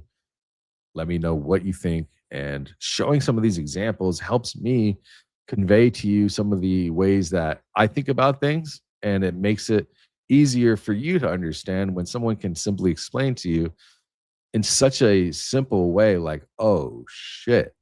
Like, at least in crypto, they're burning the coins, but they're not setting baskets of cash on fire. And even if they did, who's saying, like, that would be the smartest thing, is if they could just get all this money and burn $1 trillion, and then it would make our money go up. But they would never do that because it's all a facade. It's not real. The money that we have, they are not tracking like how much there is out there. You see what I'm saying? I'm sure that they're not tracking it, and I'm sure that even if they were, they're not honest about it. Now, petrodollar, okay? Henry Kissinger, he found the anchor. This was Henry Kissinger. They should have had him involved in the first place. In 1973, 2 years after the Nixon shock, Egypt and Syria attacked Israel on Yom Kippur. The United States airlifted weapons to Israel in operation called Nickel Grass. In retaliation, 6 Arab OPEC members declared an oil embargo on the United States and the Netherlands. Gas lines stretched around blocks, prices quadrupled, the American economy is thrown into a recession. The embargo lasted until March 1974, and it demonstrated really one thing. As I go through this, I want to kind of explain to you something real quick, because I think that, and I don't want to lose anybody on why I'm talking about this. All right. So let me do this. Let me bring this out of here so I don't lose my place as I explain this. Okay. So let's talk about the border piece. Let me show it on here. Maybe there's a Wikipedia page. Let's go to Whale Alerts, Board of Peace, Wikipedia. And then I'll explain it to you as I understand it. Okay. Here it is. Board of Peace. Okay. So here's what the Board of Peace actually is. Not what they are telling us it is. Here's what it actually is. Based on the founding charter, the United Nations Security Council resolution, also the membership structure, and what was said on camera in that inaugural meeting. In October of last year, there was a ceasefire, they say, between Israel and Hamas that was supposed to take effect. And I guess it did. I don't know. You'd have to ask them. After 2 years of war that killed over however many people in all that stuff happening in Gaza. It displaced this population. All of this damage happened. 2 days after the ceasefire, Donald Trump declared the war was over. And he announced that something called the Board of Peace would be formally made and formed quickly to oversee the reconstruction of that whole area. Okay. Now, in November of last year, the United Nations Security Council adopted what's called Resolution 2803. The resolution authorized the Board of Peace to oversee the Gaza peace plan and deploy a temporary international stabilization force, you could call it. So the mandate was scoped to Gaza. It runs through the end of 2027. Then it grew fast. Okay. So by January of this year, January 22nd, I believe it was, the World Economic Forum in Davos. Remember, everyone on the news, it was briefly there. Everyone was in Davos. Even everyone was in Davos. Trump hosted a signing ceremony for the Board of Peace founding charter. I've talked to you guys about a charter before. A charter is essentially a program, a step by step, like this is what we're going to do, and then everybody agrees, or they give their opinion and things can be changed. They create the charter and then everybody signs it and then they move forward with the charter. So it's an outline plan and nothing changes. Okay. Now, the charter, it did not limit the board to Gaza. The preamble states that a new institution is necessary at the global level due to the ineffectiveness of existing bodies. The mission statement on the Board of Peace basically it claims authority over peace building efforts globally, not just Gaza, but the entire world. So here's the structure. Donald Trump is the chairman. There's no term limit on his chairmanship. So again, we have this no term limit, indefinite bullshit on Trump. Okay. Now it's not just Trump. Obviously, all these positions in politics is freaking forever. He has described himself as chairman for life. Now, he personally selects every member by invitation. So it's Trump aligned only. He is the one that makes all the decisions, and he's the freaking chairman, the big dog, the only big dog. But, and also they have memberships. So members, they have to pay. So you get invited to be a member, and then members serve a renewable 3-year term. Okay, so the chairman's for life, but the membership is forever, or it's opposite. Chairman is for life. Yeah, chairman is for life, but the membership is 3 years, and then you can renew. But if a country contributes more than $1 billion in the first year, which is this year, it gets a permanent. It's a proprietary membership, so permanent. $1 billion buys you a permanent seat. Okay.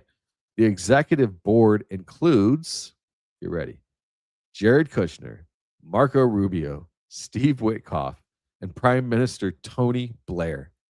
So as of the inaugural meeting in February of this year, February 19th, roughly 25 of 62 invited countries have signed this charter.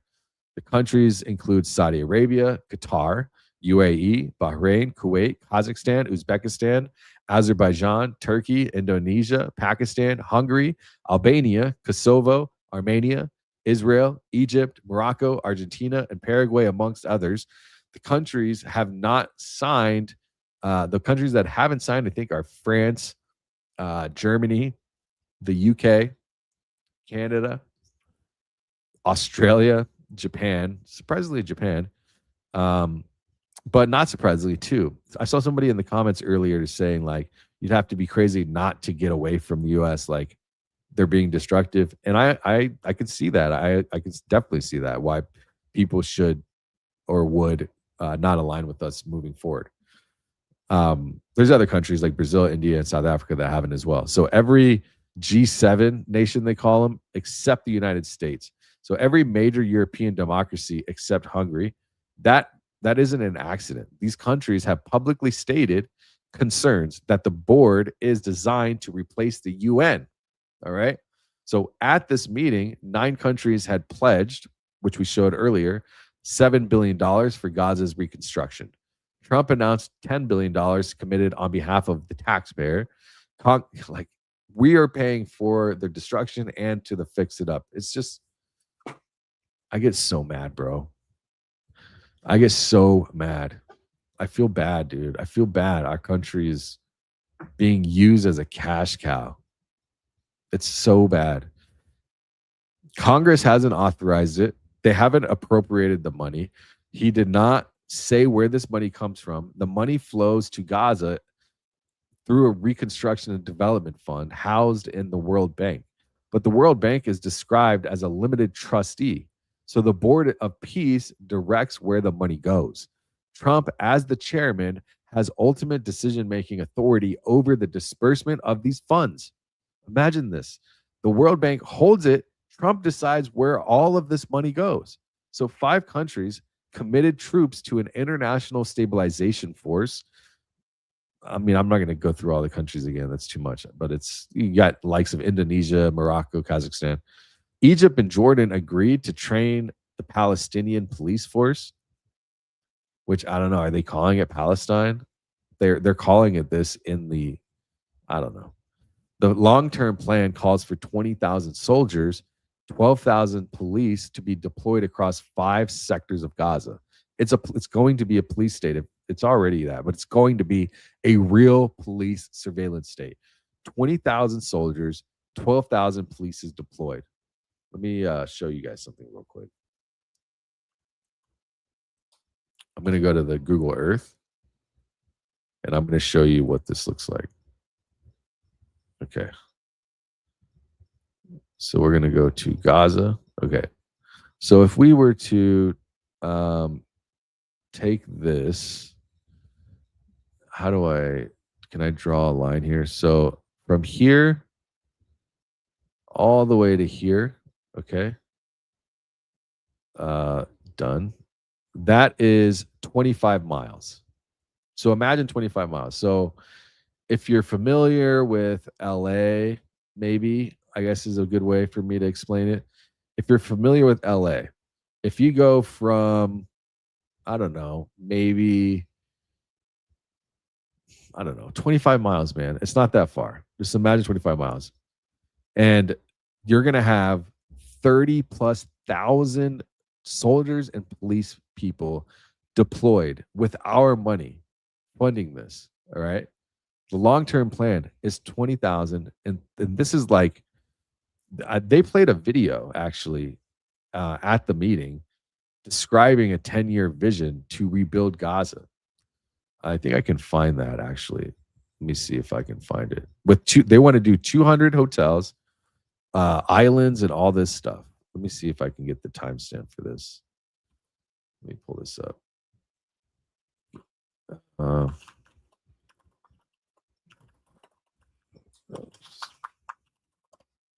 think it's in here. Let me go find it real quick. If I can find it. I think it's 1 hour. 107. Yeah. We'll go back a little bit. Oh yeah, this is the blueprint. Oh yes, this is perfect. We're gonna have to watch a little bit of this. Thank you.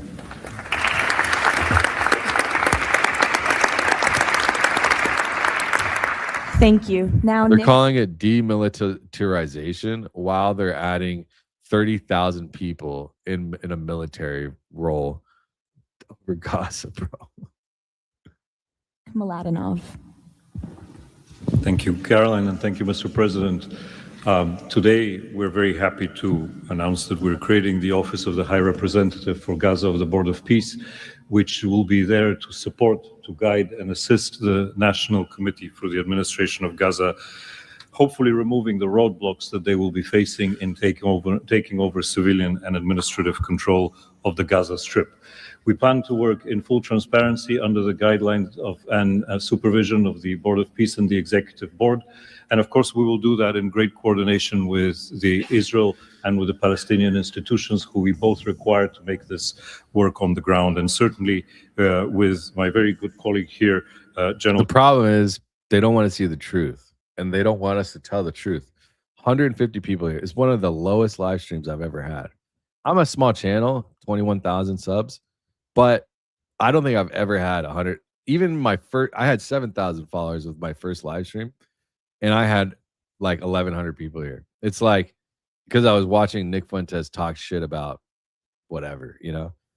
And it's like, this is some of the most important stuff that we need to talk about in our lives. And nobody's here. I mean, not nobody. You guys are here, but this is important. This just came out, and still the views haven't gone up. 210,000 views on this video. This is probably the most important 2-hour video on YouTube right now. And nobody's talking about it. Nobody's talking about it except us. Jefferson, maybe there is. I don't know. I haven't seen anybody. International stabilization force that is coming together. Mr. President, if I can actually use the opportunity to announce some breaking news that as of this morning, we started the process of recruiting Palestinian police force that Ali was just referring to. And just in the first few hours, we have 2,000 people who have applied to join a new transitional Palestinian police force to be formed in Gaza under the authority of the National Committee with the support of the Board of Peace, trained in Egypt, where we have received an excellent proposal of how to do that forward. And this is critical to what we need to do as we begin this process. And if we may move to the second slide. I'm just going to this Palestinian security force. I'm just going to let this play and let's just watch it unfold. The authority of the National Committee for the Transition Period that will allow us to ensure that all factions in Gaza are dismantled and all weapons are put under the control of one civilian authority. The only way to do that is the full implementation of the 20-point plan. For people that are new or showing up just now, you got to just start from the beginning. I hate to say it. I could explain really quickly what is going on. So Trump created what's called Board of Peace. The Board of Peace is a new version of the United Nations, and they're saying that this is going to oversee the United Nations. Originally, the plan, what they told us, was to build it for peace in Gaza and to help fund it and basically keep it safe and build it out. But they actually created the Project Charter, which is the rules and guidelines to how they're going to do it, and they created it for the whole world, not just Gaza.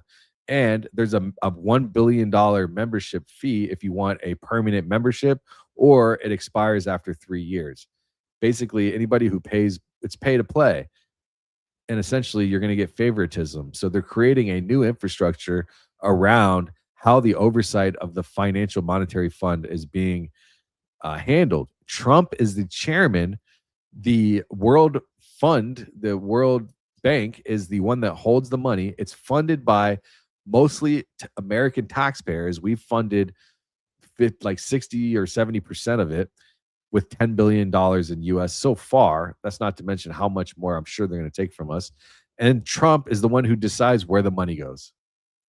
This was a 2-hour live stream. President Trump participates in the Board of Peace. Participates? He fucking created this shit. And he's running it, and he's the chairman, and he decides where the money goes and who gets. He invites people personally. He has to invite the country. They can't choose to be. He invites them, and then they have to pay. The UN Security Council. So we're at the point now. I went through a lot of the history of that, and I realized I think I need to just get to the point here with this, because whatever, all the other stuff is important. And I think I went over enough to make you realize like the transition in money that we've gone through from 1944 all the way to now, which I didn't even cover a lot of that. But this is the most important part, is what is happening with Gaza, how they're going to be, their plan to demilitarize it while adding 32,000 military and police to a 25-mile length structure, plot of land. And then this is their plan. So we're going to watch them explain to us their demilitarization requirement and their phases of what they're going to do with that money. Resolution which binds us all to make sure that that is the way forward. We have now a fully agreed framework with the mediators on how to do this, and I thank very much the state of Qatar, Egypt, and Turkey for their excellent support in this. We now need to move forward on communicating it and negotiating the details of the implementation plan with the factions on the ground. But rest assured to all of you that we're on the look at this guy's chin right here.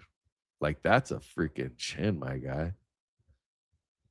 That chin looks like, that's like a peach. right track. And if I can ask one thing of all of us, is to make sure that we have one message. There is no other option except That's like butt cheeks right here, bro. full demilitarization and decommissioning of all weapons in Gaza, for reconstruction to begin and for people to have a new way of life going forward. Thank you.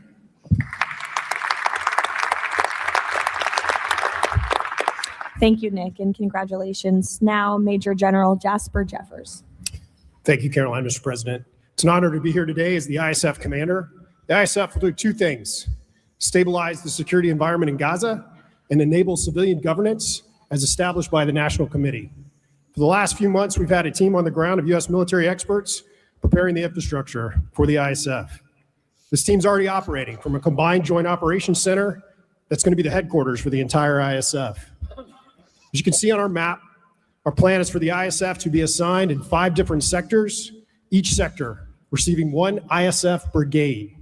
In the short term, we plan to deploy to the Rafah sector first, in addition to the training of police. Midterm objective is to continue to expand sector by sector, all moving to our long-term 12,000 police and 20,000 ISF soldiers. I'm incredibly pleased to announce today that the first 5 countries have committed troops to serve in the ISF: Indonesia, Morocco, Kazakhstan, Kosovo, and Albania. And 2 countries have committed to train police: Egypt and Jordan. I would also like to announce that I have offered and Indonesia has accepted the position of Deputy Commander for the ISF. With these first steps, we will help bring the security that Gaza needs for our future prosperity and enduring peace. Thank you.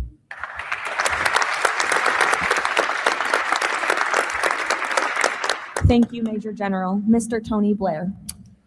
For decades, Gaza's governance has been characterized by extremism, corruption. Remember who I said Tony Blair was, right? So if we go back to Tony Blair, he is basically responsible for, here, let me put, so I know exactly what.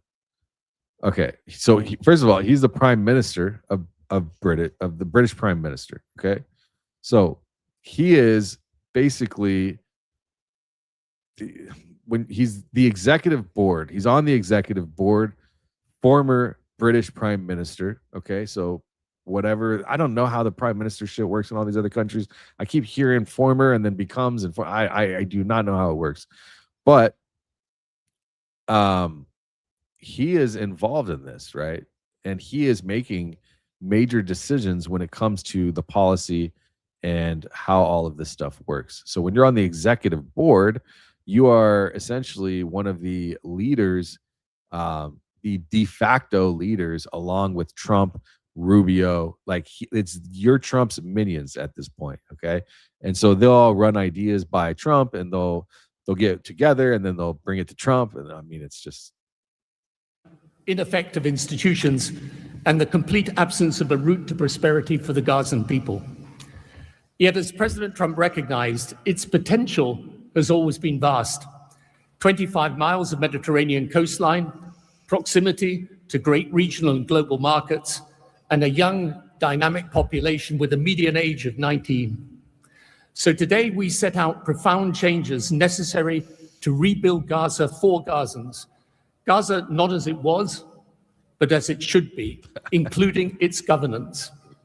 Effective public institutions serving the people, a business environment where enterprise flourishes, an education system educating the young for tolerance and achievement, and a tech-enabled society making the most of the digital revolution.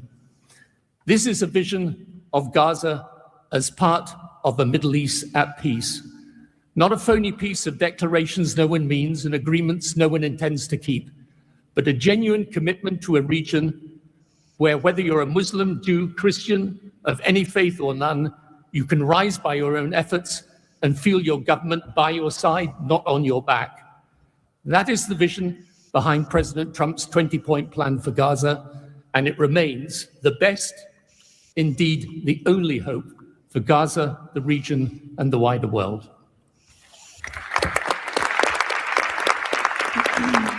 Here we go. Thank you. Redevelopment Mr. master Yakir plan. Gabay. Hello, everybody. Thank you, Mr. President. Gaza is destroyed. We assembled here on this historic day with common vision to rebuild Gaza for the next generations. Our mission is to recycle and remove 70 million tons of rubble and UXO and hundreds of miles of tunnels, arrange for the population fast temporary housing, in parallel to start construction of infrastructure and permanent housing.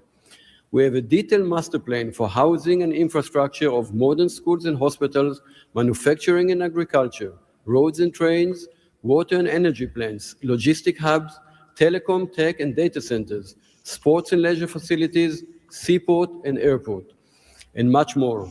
We lined up many regional contractors who build housing for millions of people in the Middle East.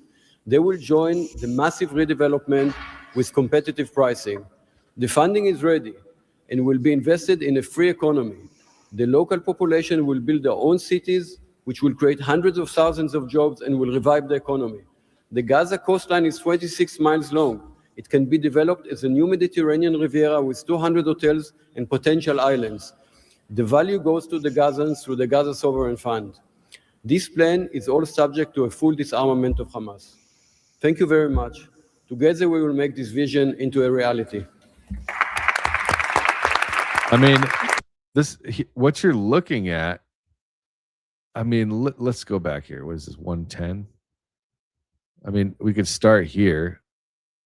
I mean, this is the official phased reconstruction. You know, it's like, let me see. Let me go back to it right here. Phased reconstruction. And this is their map, their plan.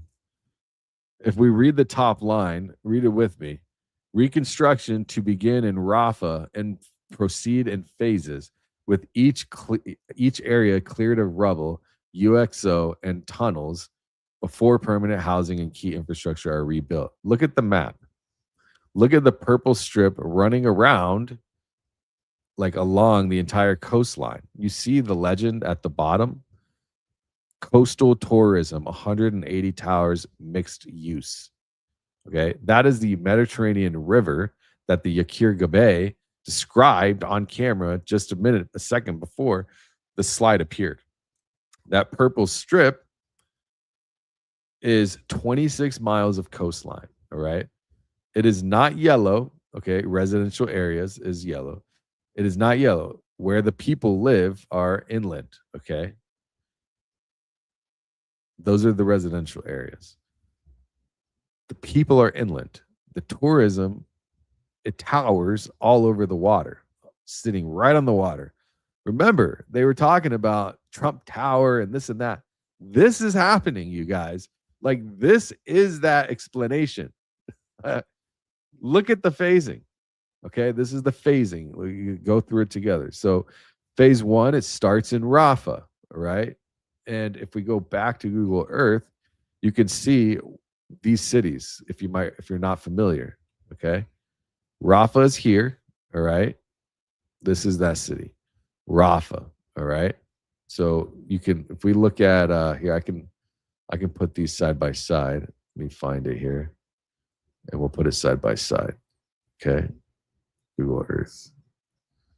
Let me open this up a little bit, and then we can get rid of that. All right, so we've got Rafah here. Let's draw this up right here. So we'll go Rafah. So then they've got Khan Yunis. They've got Rafah 2. Where's Rafah 2? What are they doing? I don't know. What do they mean by Rafah 2? Rafah 2, City 1. So what? They're going to go back and forth. So back and forth, center camps. So I imagine somewhere over here. Oh, over here, camp. And then you've got Gaza City. Okay. So done. All right. So that's what this is going to look like. All right. So that is the plan, really, is to, oh, what happened? It just went away? Why? All right, whatever. Here, back and forth, they're going to work on this, but coastline and in the center. Then they're going to go up to the middle and then into Gaza City, where it's all destructed. Look at the actual destruction. And this is from 2023. Okay. The date down here says 2023. It might be hard to read. Okay. But Rafah is destroyed. Okay. Khan Yunis is completely destroyed. You have the center city. Where is it? Nurse Camp. Sorry. And then you have Gaza. All right. Destroyed. The core Gaza. Okay. So here, I'll just close that out. Now, the southern tip is Rafah. That's right next to the Egyptian border. Okay. Right next to the port and logistics zone that they have drawn in blue. So you can see that right here. That is also where the International Stabilization Force deploys their first 20,000 soldiers. The first area that they secure is the first area that they're going to develop. All right. The first area they develop also contains a port. I wish I didn't lose that. I shouldn't have deleted that map there like that. Hold on. I'll bring it back. That way we can look at it again side by side. Nobody does this. I'm glad that we're doing this. This is what's needed. Okay. And then let me bring it together. Split view. Okay. So that we can get a good idea of what this all looks like. I'll make it bigger as well. All right. So you've got Egypt down here. Okay. Egypt, Israel. All right. So this is the top portion of Egypt. You've got Cairo here, and then you've got the coastline here where Gaza is at. Okay. Can't let a good plot of land go to waste, man. It's like having Los Angeles and San Diego, but just left it for Mexico. Like, fuck that. We're taking that shit and we're building towers. We're going to make tourism. Bro, are they really going to, okay, let's just get through this first. In my mind, I'm like, are you guys really going to like get people to go over there? Like, that's crazy. Okay. Again, we've got the tourism. Where are we at? So let's keep going. The port is all down here. So they're going to have ports. They already have already. Okay. I don't know if we can see it, but I think they've already, this is, again, it's just so annoying that they don't have updated map in this area of the world for whatever reason. All right. Okay. Now look at the industrial zones, the green areas. Okay. Where's the legend? I wish we could see the legend better, but the green, I think I can see it right here. If I zoom, I can't zoom in, but I can see that the industrial zones are green, just barely right here. Let me remove this caption. Subtitles. Okay, so it is, I think it's actually brown. Is that brown? Yeah. Well, we have in those areas are going to be basically industrial complex. Okay. I'm going to open it up big real quick so I can see. Industrial complex. Yeah. So it does say it. Industrial complex, cultural tourism, residential areas. Okay, cool. We got it. Now, they have a square kilometer blocks measured on them. Those are pre-zoned. All right. So it's not conceptual. This is a master plan with plotted acreage. And it's designated land used categories. All right. That's what they're going to use it for. So phase construction timelines that are starting from the border crossing and the port and then radiates outwards. And somebody drew this up before the ceasefire was 6 months old. Think about this. While there's still all of this stuff happening over there, while there's still like people getting killed, this has been drawn. Like, imagine what it would take for them to come to this agreement with this full-blown plan. I bet you that they've had this thing for over a year, maybe 2, maybe before October 7th, if you want to get tinfoil. I think that it's probably been going, this has been in plan for that long. Somebody has decided 180 mixed towers would go on the coastline and the residential areas would go behind them. Remember Mark Rowan here? I think if we keep, I'll let it keep going here. Let me go to where we were at. The digitization and trade. Here we go.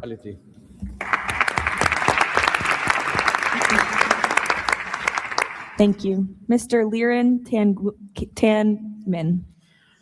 When we True. asked the NCAG what Gaza needs to unlock its potential, This is where they're going to roll out one world digital finance. It's going to happen right here. the answer was clear.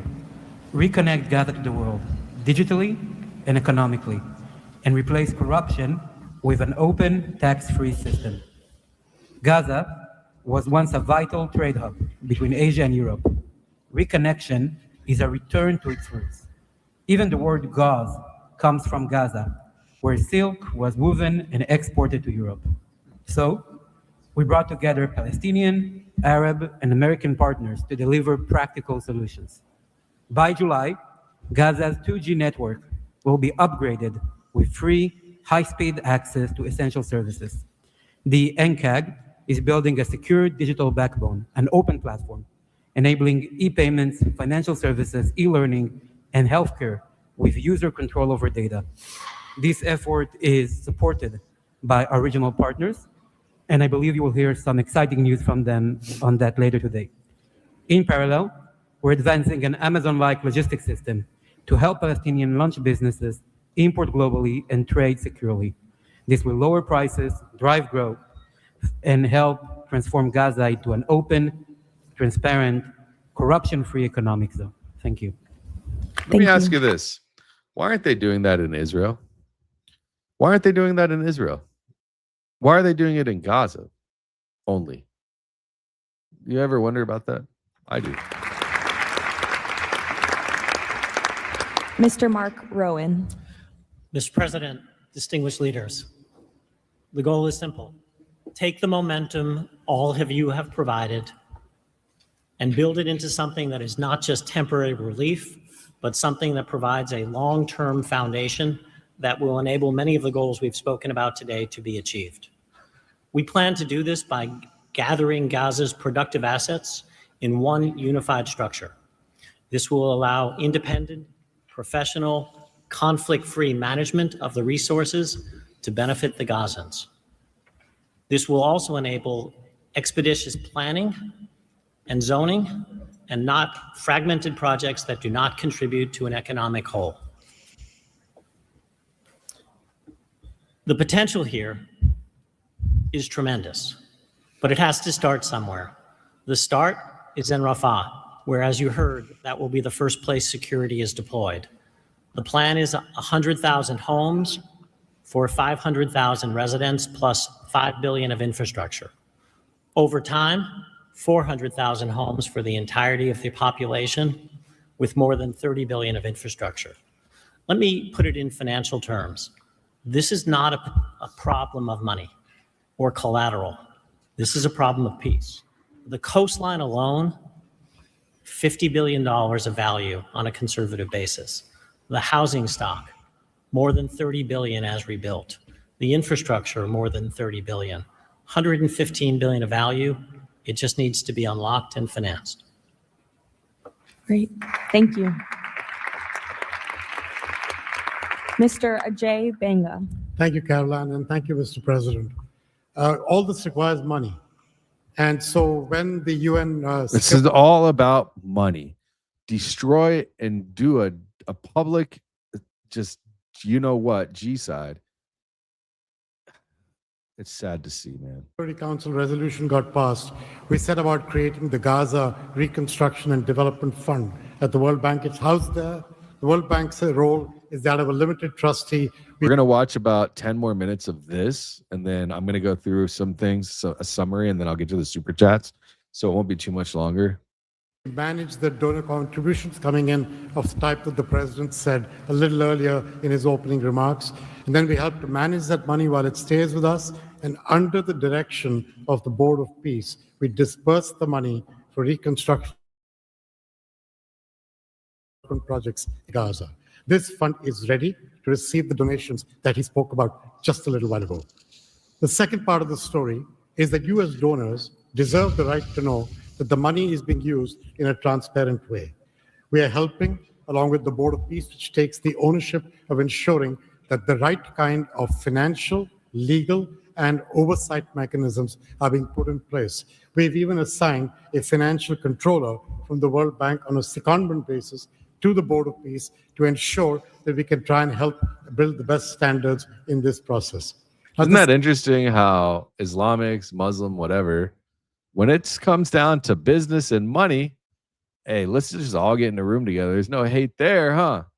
It's all about the money. Andrew Tate, he said it. And, I know a lot of people, Andrew Tate, whatever, but he said it. He's like, if a Muslim and a Jew get off a yacht next to each other and that they're like billionaires or whatever, they don't care about any of this shit. It's just the plebs, the goyim that they push all this hatred back and forth on. But you got a Muslim in there talking about all of this, or a Hindu or whatever he is, talking about budgets and billions of dollars being made, and they're all friends. They're all the bestest of friends, actually. This is just the beginning. This work is going to need 2 or 3 things that the World Bank Group can bring to the table. The first is leveraging of public finance. Because of our AAA rating, we have the ability to leverage private bond money to help to create the resources we need to do what Mark just talked about. The second is we can de-risk private investing. And the third is we have people on the ground and expertise and knowledge of doing this kind of work in other markets. We want to be not an armchair critic of a process, but an active participant in giving Gazans and people in the region the opportunity. Ooh, that's a good one right there. Dude, Iran is beautiful.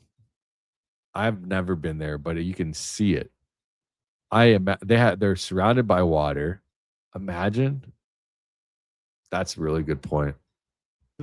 Of the lives they deserve, the one time we get the chance. So thank you again.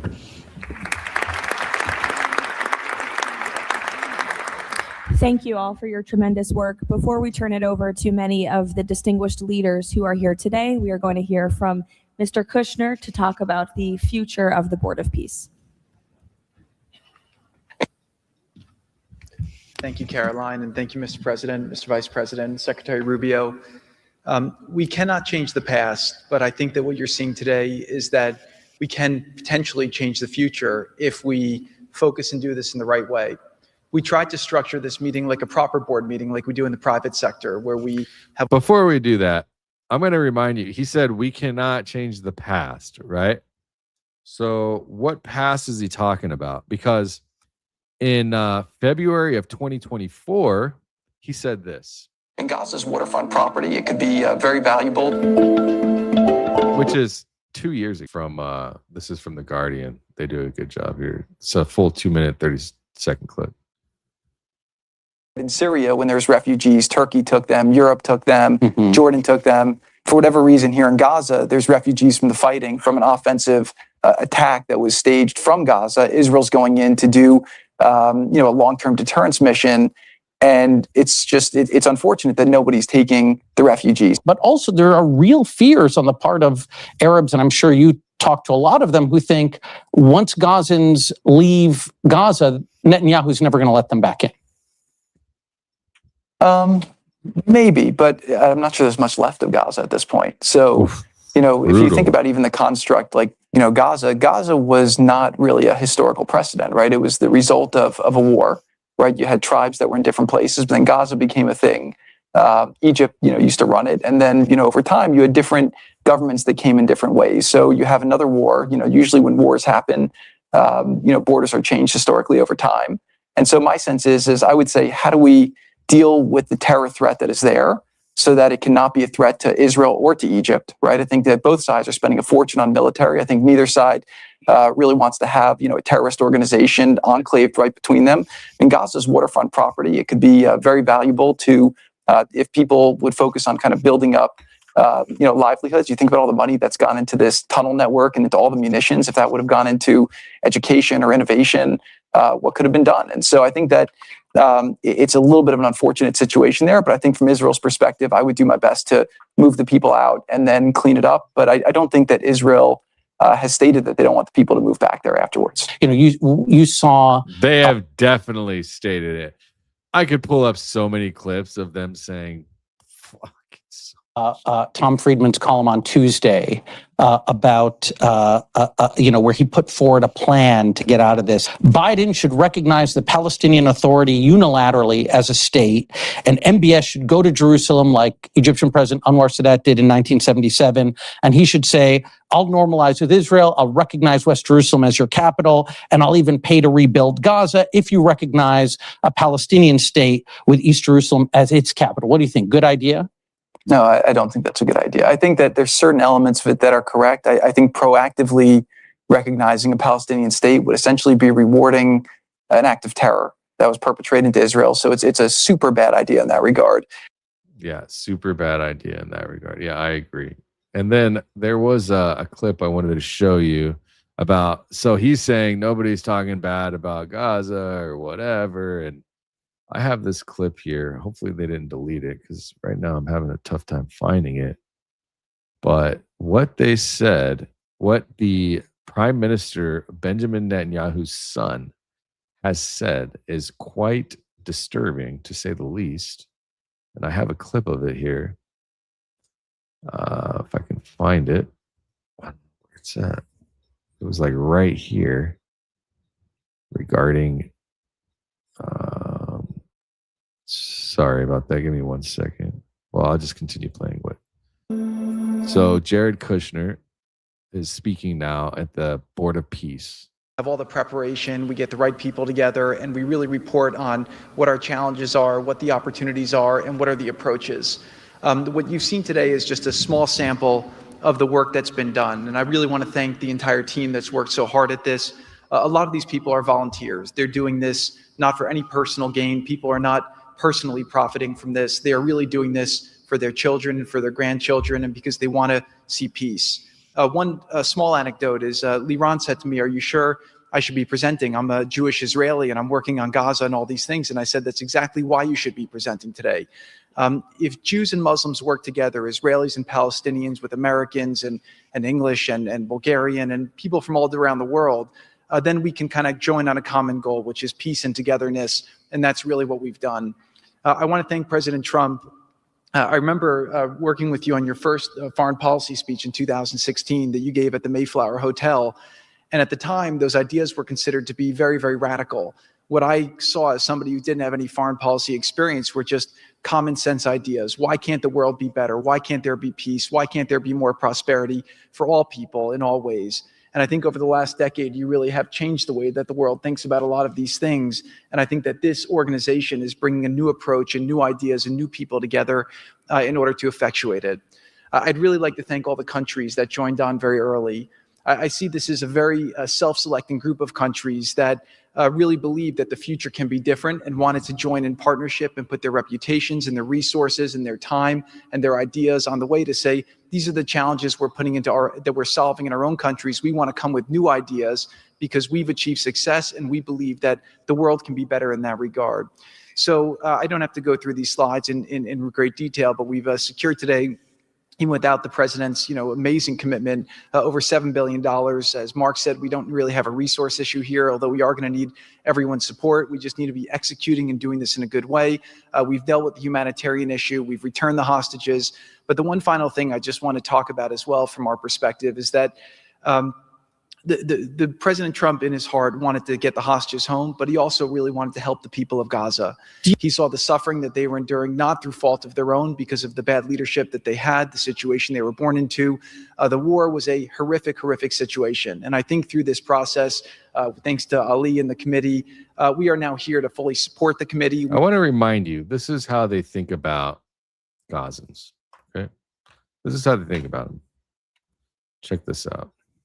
How your brain thinks about it. They shouldn't leave anybody alive. They've had already the last 3 weeks together. So they think that this came out March 5th. Rumors say it's Netanyahu's son. 1,000%. They should bomb that fucking hospital, and they shouldn't leave anybody alive in that whole area. They've had already the last 3 weeks to get out of there to go to Egypt or the neighboring countries. They should decimate the whole Gaza and make it a parking lot. This is You hear that? a time of war. King Solomon said this is a time of war. You're not targeting civilians, but it's not your job to calculate collateral damage according to Halacha and the Talmud and Maimonides. This is not even a war of obligation. This is a war of revenge. It's a whole separate category in Halacha. And it's a war of revenge. This is not even a war of obligation. This is a war of revenge. It's a whole separate category in Halacha. And they want to come and find out. Well, they'll find out through us that we have no obligation to keep anybody alive that's in the line of fire. And collateral damage is not something we calculate. And if the world wants to play a moral police or ethical police all of a sudden, then maybe they should have done so before this all started. Wow, bro. It still shocks me when I see it for every time. It's just crazy. We are here to help the people of Gaza, to lift them up and give them every opportunity to succeed. And we really see this. How are you like that delusional? Help the people of Gaza and help them succeed after destroying over 80% of the population, 80% of the building infrastructure, kids, 27% of women and children were taken out completely, eradicated, destroyed, killed. As a partnership with them and with the Israelis to see if we can create an environment that can be peaceful, that can be functional, that can offer people the opportunity to really live a better life. And I think you've seen some of the work today, and hopefully we'll be successful. Like I said, the last one, failure is not an option, and we have to really push forward and keep finding ways to succeed with this. So really thank you, President Trump, Vice President Vance, and Secretary Rubio. And obviously Steve, who's been, like he said about me, I feel just about him, working through all these challenges has been an absolute honor and a pleasure with you. And I've really been very lucky to have your partnership. So really thank you all. And I'll give back to Caroline. Thank you. Thank you, Jared. The war Hamas began has left. The war Hamas began has left Gaza in ruins. Yet from these ruins, a new future will rise. President Donald Trump unparalleled achievements in just a few months. The United States, together with key regional and global partners, has signed the 20-point Gaza Peace Plan, a blueprint for security, peace, and prosperity. All the hostages returned, the living ones to their homes and the deceased to burial.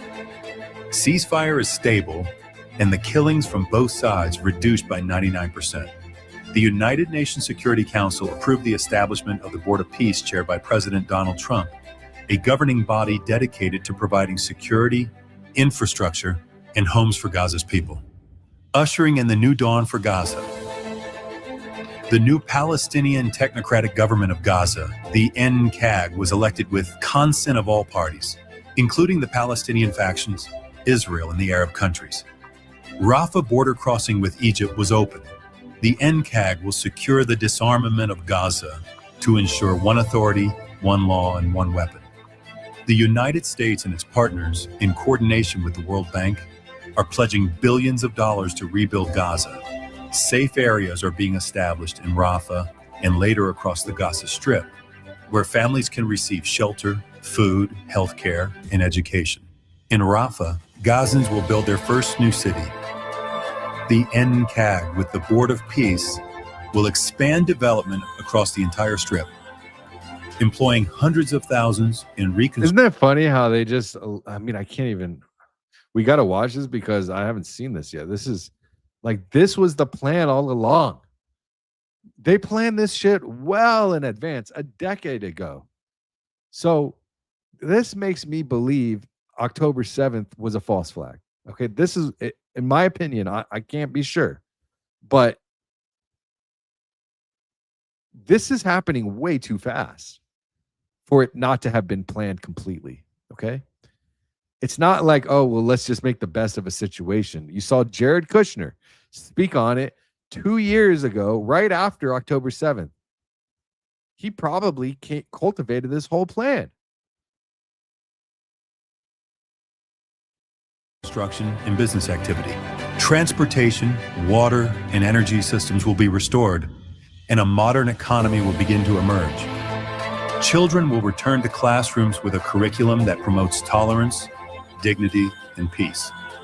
Our goal by year 3, Rafah fully rebuilt, unemployment curbed, and Gaza connected to the world through an Abrahamic gateway, linking it with Egypt, Israel, Jordan, Saudi Arabia, the UAE, and extending to India and Europe. Yeah, because that's going to happen because they're just super freaking happy with us. The thing is, the United States government is so entrenched, they can't pull out of the Iran war if they wanted to, because they have to support this situation. It's all entangled. So now we're faced with being stuck in Iran to help Israel in order to get this to push through, because they've given so much of our money. They planned all this. They've created a board of all of this. I mean, this is like... By year 10, Gaza will be self-governed, integrated into the region with thriving industries and housing for all. This is the framework for Gaza's rebirth: secure, prosperous, and peaceful. And we're paying for it. We are paying for it. One last thing before we go to supers, I'm going to show you this. Remember I was talking about the dollar, right? So this is August 15, 1971. Basically, when you come off the gold standard and the inflation. Okay, so what your dollar buys here.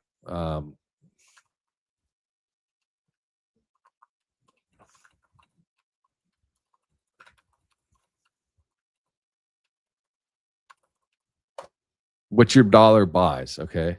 After they killed the gold standard, purchasing power of the US dollar since Nixon closed the gold window.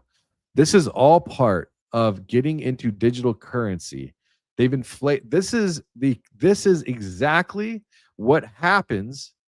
They're trying to get out of the United States dollar.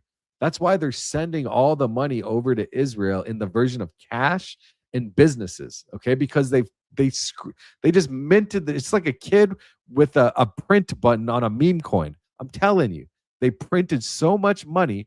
We are in so much debt that there's no recovering this, okay? It's not just $38 trillion in debt.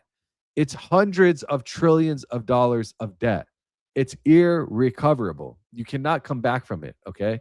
So they are taking the money that came from the Venezuelan oil companies. Do you know who gets that money? What company gets the oil money and is running the fund from Venezuelan oil as of today? All right. And I'll give credit to Barron for this because he actually shedded light on this. So basically, there's a company. I wish I should pull up his clip. I think it's Neville Singham,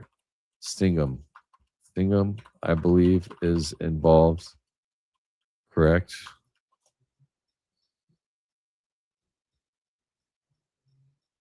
Says it's not running the Venezuelan oil fund. Instead, primary target federal investigations regarding it's either Neville Singham or Roy Singer. But I'm pretty sure he's involved because I did see what he was up to. It says not running this. Neville Royce. Oh yeah, I think he is involved. Dark money networks, hands off Venezuela demonstrations. But essentially, I don't remember exactly how oil sale proceed to Qatar. Let me see what this says. Reuters. So what they're doing is they're taking the money, the oil money from Venezuela, they're capturing it inside of a fund, and then that fund, what it happens to be is the person one of the people, I think there's like 2 or 3 people that are running this fund with the money, okay? It's not just Chevron, that they have a whole situation here. They're taking the investment, the money from Venezuelan oil, and they're sending it and building technology, schools, and infrastructure in Israel on behalf of that money. So they're taking it from the United States and they're giving it from Venezuela, putting it into a fund in the United States, and then sending it to Israel tax-free. And they're doing this over and over and over again.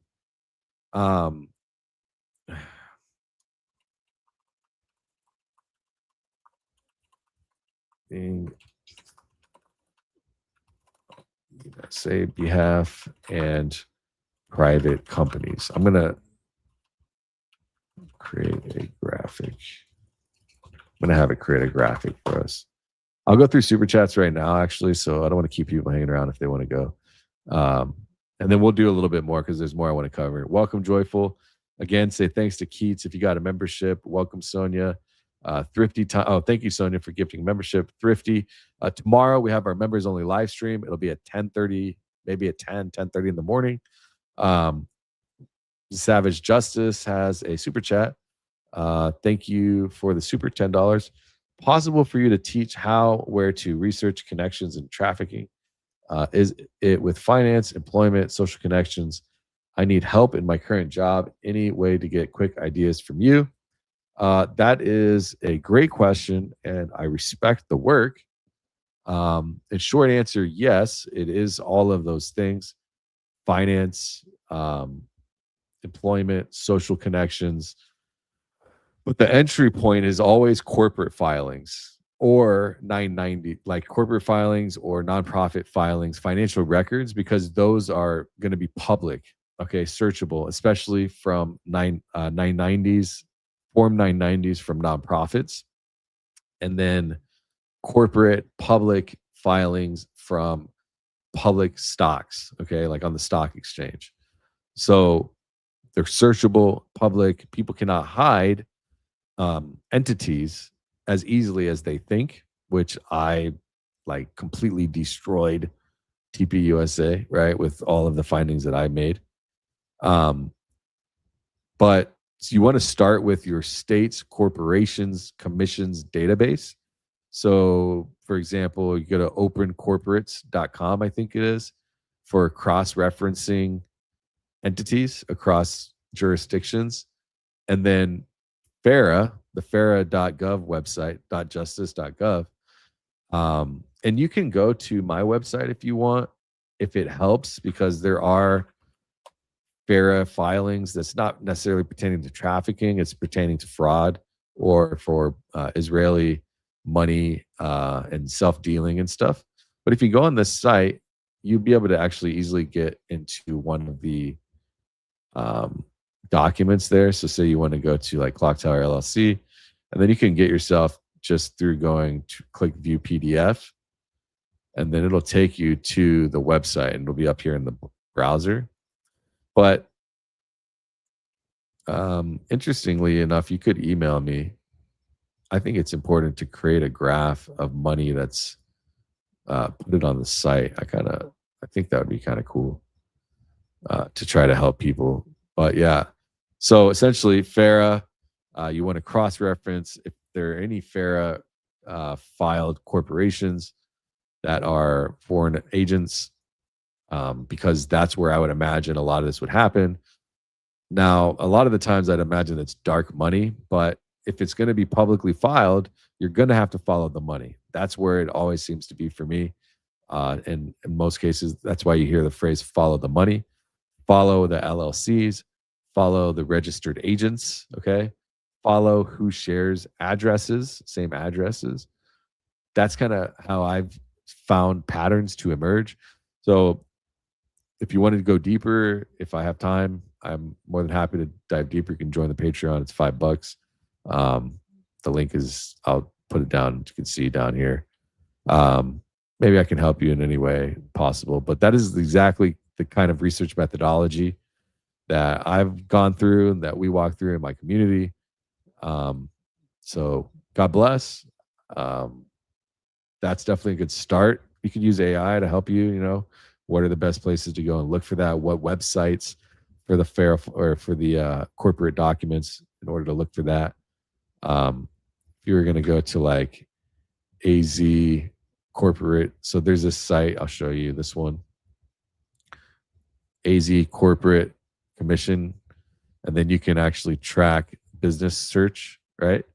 So you'd have to start by finding a company that you know for sure, or maybe is in the files or something. Like you could type in Rally Forge business search, and then that, like, Rally Forge is just a business I know from Jake Hoffman, and it should pull it up. If it's in Arizona, it'll give you all of the names that are pertaining to or contains that business. But yeah, this is an example. I don't know why it's taking so long, but yeah, hopefully that helps. Thank you for the 10. The work that you're doing matters, so I hope that it all works out. Let me see what we got. Marie, where are we at, Marie? Okay, I think Marie Picker, good to see you. $10 Canadian. I think people are trying to tell you that the Nuremberg trials were a show to shut the plebs up. The movie is just perpetuating the official story. The real masterminds got away. Yeah, I get it. That was back in the beginning of the live stream, in case anyone is later. But the Nuremberg trials are one of the most heavily documented legal proceedings in human history. I think there's over like 4,000 documents that entered into evidence. Like evidence, I mean, unless they've been faking and just like creating a show out of the courtroom since forever, which maybe, I'd like to think not, but the more we see, the more wary I am. But they did have 240 witnesses, from what I read through. They have like full transcripts that are archived at the Library of Congress and Yale Law. And I think they have, I think the Yale Law Schools of Avalon project, that's where they have like a lot of this stuff. And were there masterminds that got away? Absolutely. Operation Paperclip actually brought over 1,600 Nazi scientists into the U.S. For defense and intelligence programs. That's documented. It's declassified, in fact. So both things are true at the same time. I tell a lot of people, like, two things can be true at the same time. A lot of people think it's this or that. Most things are not white or black. The trials were real and produced real convictions with real evidence, and the United States quietly absorbed a significant portion of the Third Reich's technical apparatus into its own government, strangely enough. And that's not a contradiction. That's just how power actually works. The receipts are at the, I think, at the National Archives. And like I said, the Avalon Project at Yale. And then, of course, you have the declassified paperclip files. I do not deal in official stories or alternative stories. I deal in documents. So, but I like stories for sure. Thanks for the support. I appreciate it. Marie. New member, Miss Lady. Welcome, Miss Lady. Sonia Grosky, $2. Make a holla. IDT document. I don't think documentary is crap. Someone else said it. It's okay. No worries. Doesn't bother me. Thank you, though. Hank Star, welcome. Salty Boo Boo. What do you think will happen to America when Gaza is built?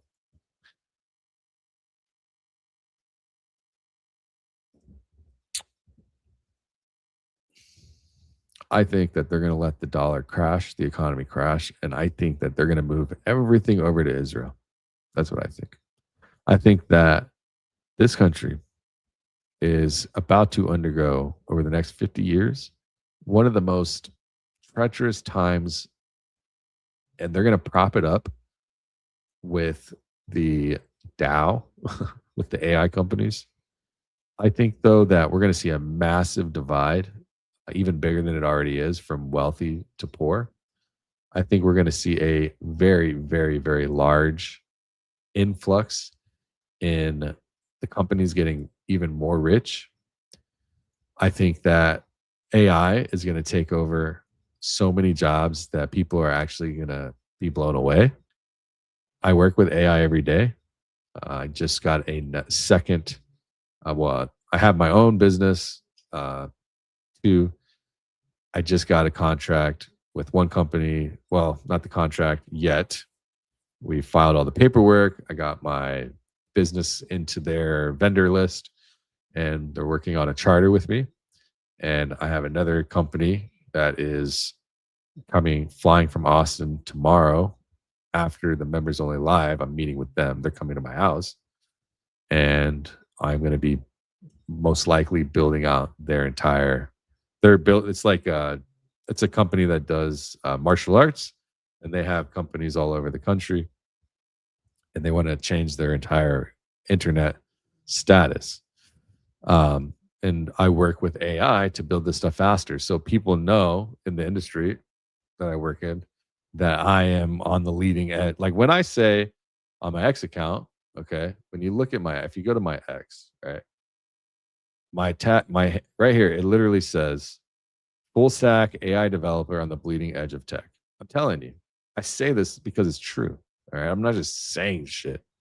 So I can do things that takes a team of 20 people, 2 years. I can do it in 12 weeks, all right, by myself.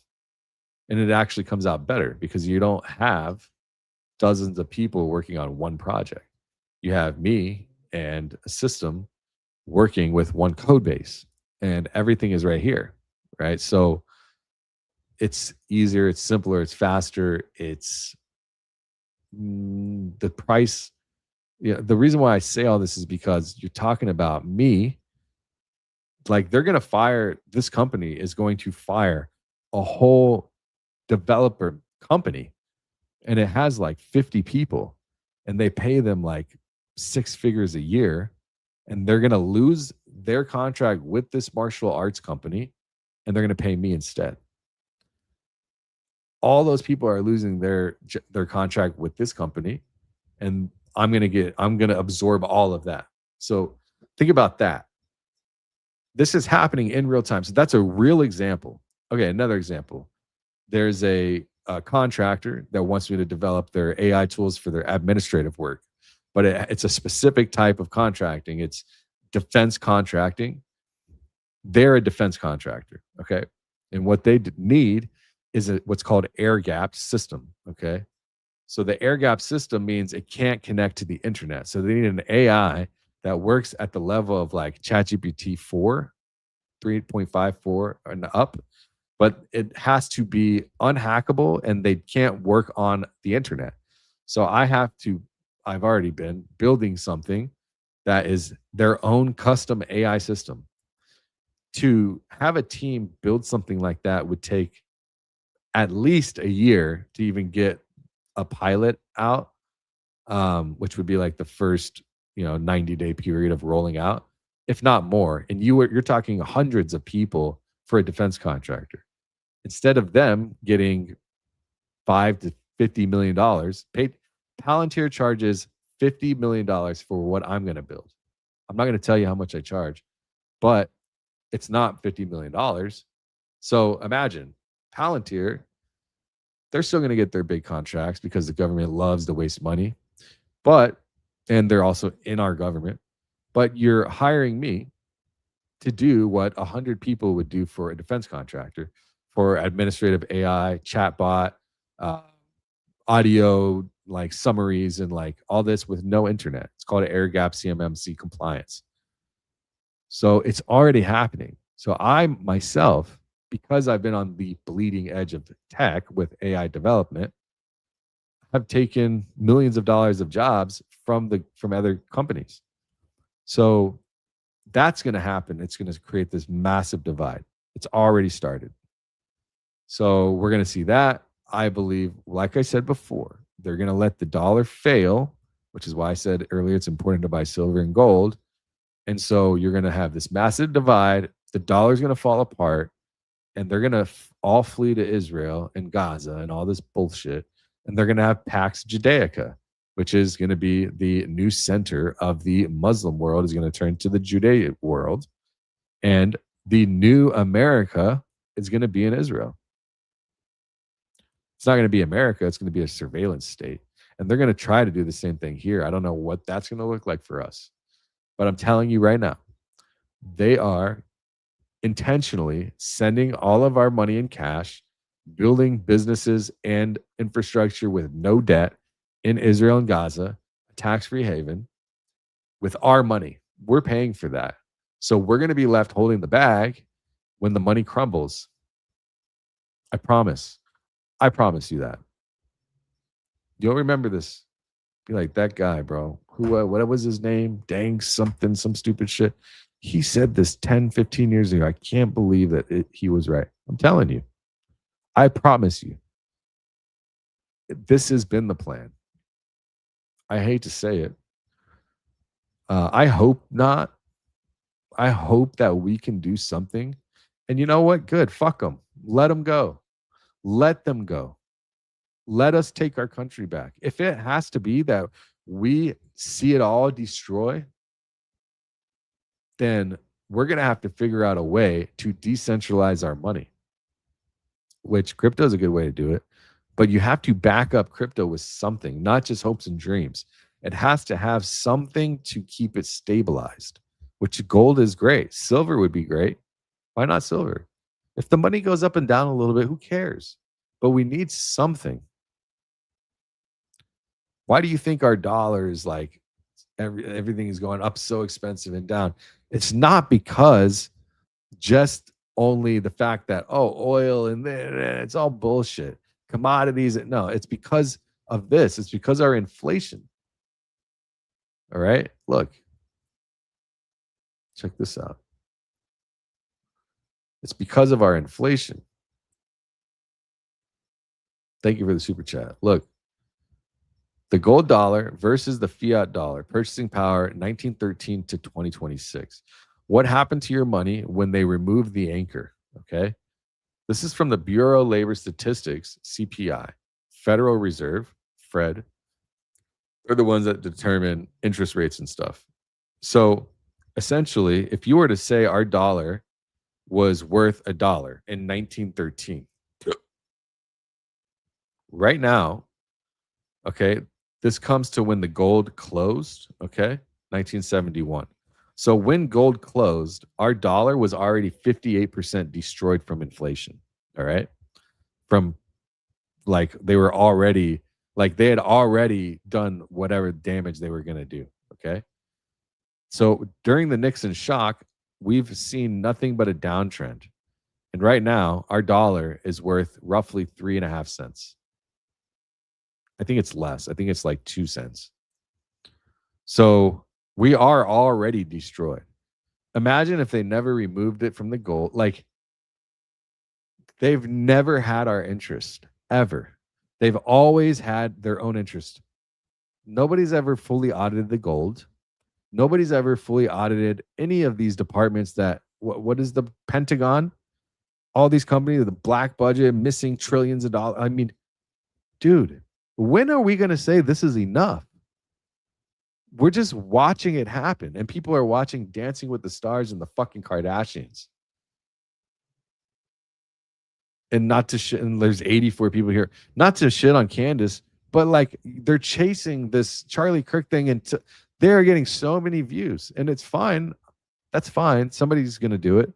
I don't mind. But the thing is, the attention span of what's important versus what's really important versus what's not fucking important at all, like Dancing with the Stars or the Kardashians, it's all lopsided because you have some of the most interesting and important conversations happening right here.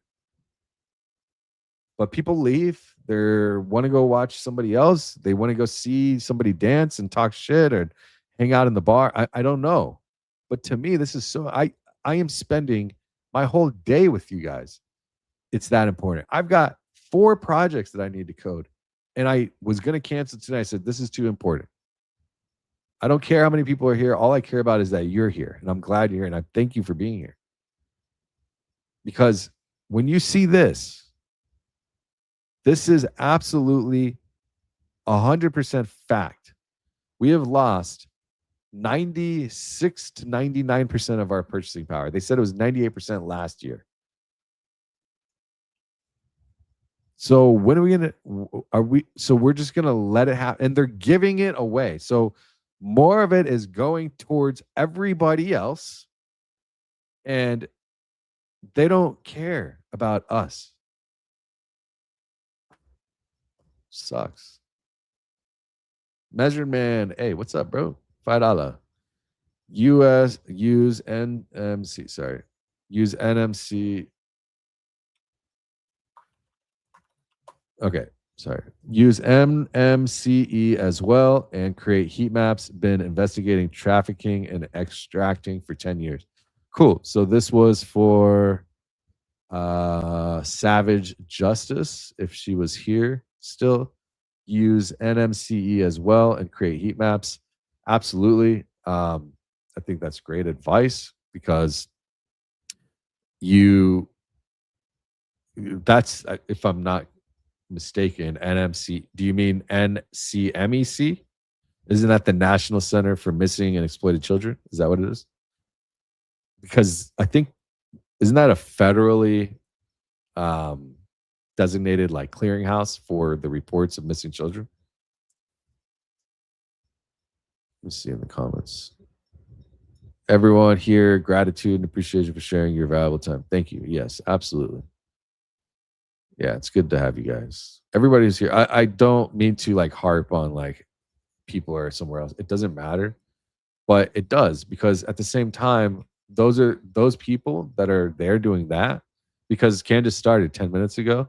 So we lost half of the people. So they're going to go watch the soap opera of today, the soap opera of let's never solve Charlie Kirk's death, because that's impossible to actually do.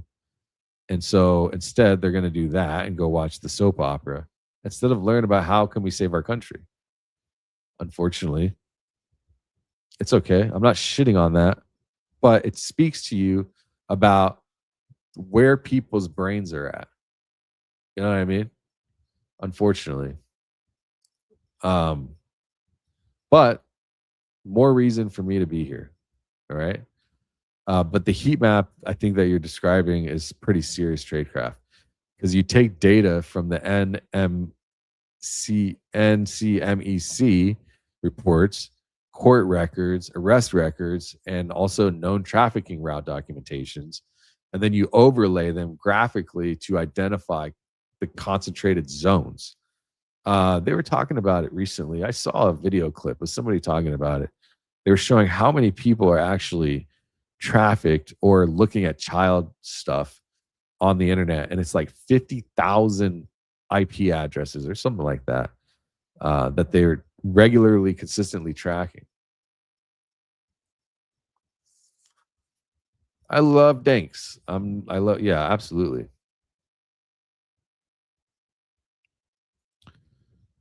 Lemon Curd says, Danks, I email kind of driving myself nuts.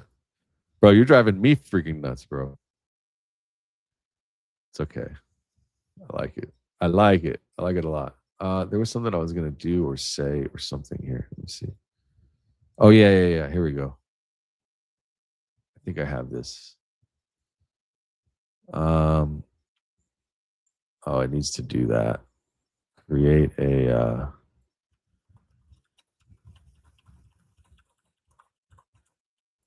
here we go. I'm going to show you guys a line graph, a bar graph of the money. So we're going to look at how much money has gone from our hands of the United States taxpayer and the United States government to Israel from the federal aspect. Okay. And then we're going to look at how much money has gone from private companies over to Israel. Because when you think about it, what I'm saying is I'm telling you that the United States government is spending our money however they want. But it's the same interest that the private entities are spending the money. Okay. So they're all doing it with a purpose of getting the money over there in cash. Like there's no debt there, right? Like here, let's do this. Let's use Grok. I don't use Grok often, but we'll use Grok. How much debt does Israel have, if any? Let's take a look and see what it says. Oh, you're a dankette. Oh, I'm so sorry. That's so good to know. Usually, men, I felt like did the caps. You do a lot of caps sometimes. Well, not a lot, sometimes. So I affiliate that with like men trying to scream and get their point across. Maybe this because I do it. So I just thought you were a dude.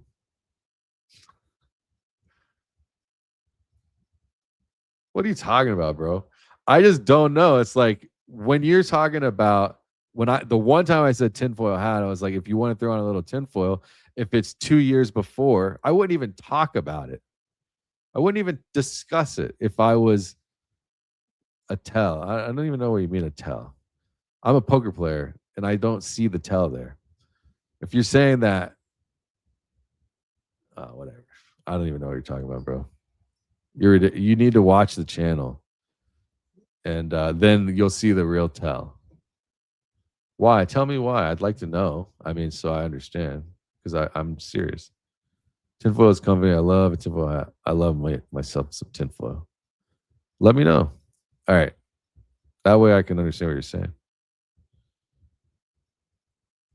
Tinfoil is a smear? What? Tinfoil is a smear?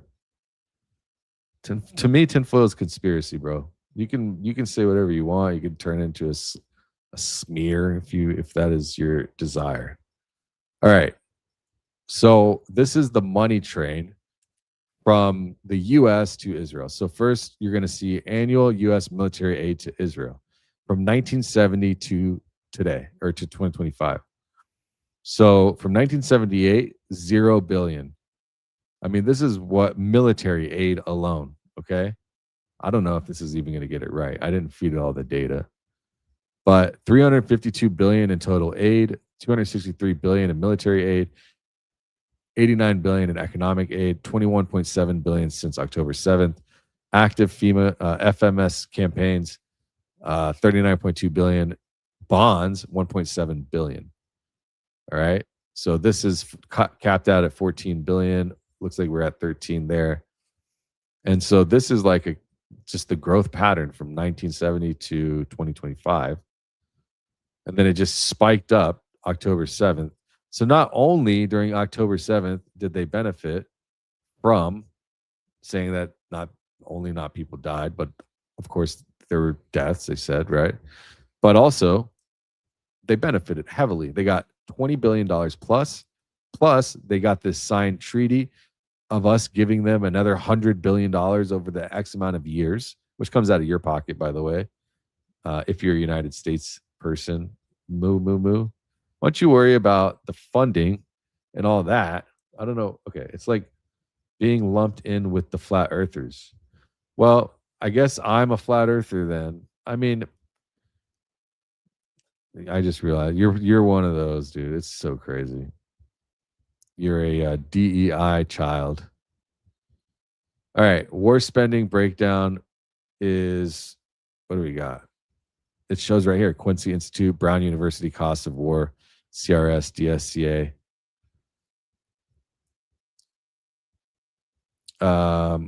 So yeah, I mean, this should show where the business is at. Cumulative U.S. aid to Israel by decade. It broke it all the way down. Where are the private companies at? It doesn't show, but this is all military stuff. I guess maybe it's hard to track the actual corporate money, if you will. We call tinfoil kitchen foil. Bro, you need some guidance, my guy. It's okay, don't worry, you're good. We need a little bit of kitchen foil around here. Kitchen foil. You know what I use for kitchen foil? I use it to smoke heroin. That's what I used it for.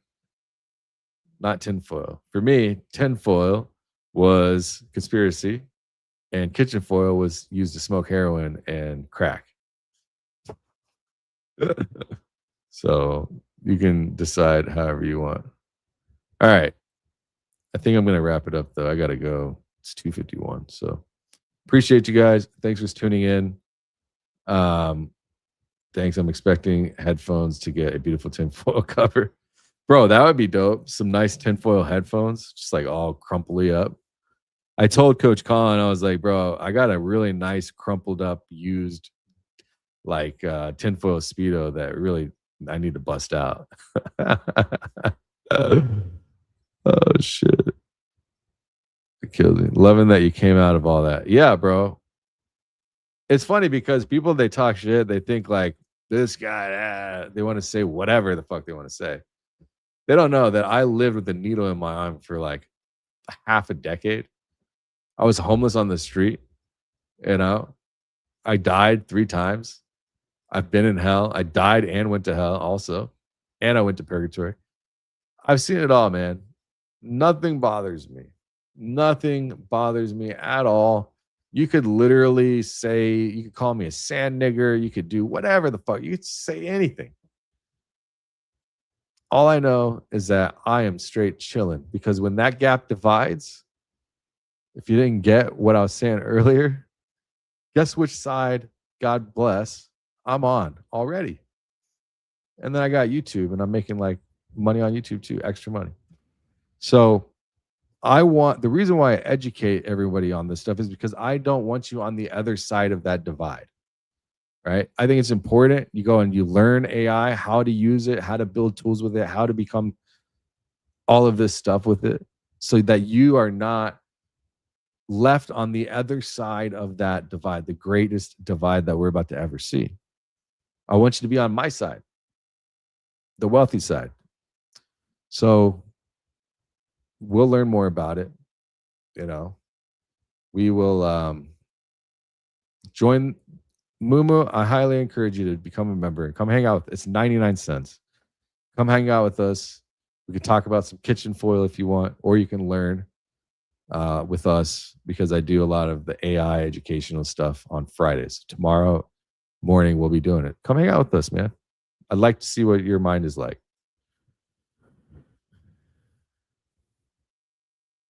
Weird guy, aren't you? See? Yeah, man. Yeah, I am very freaking weird, bro. I am probably the weirdest person. Like, truthfully, I'm super weird. I'm the weirdest person on YouTube, actually. All right, guys. I'll catch you in the next one. Peace.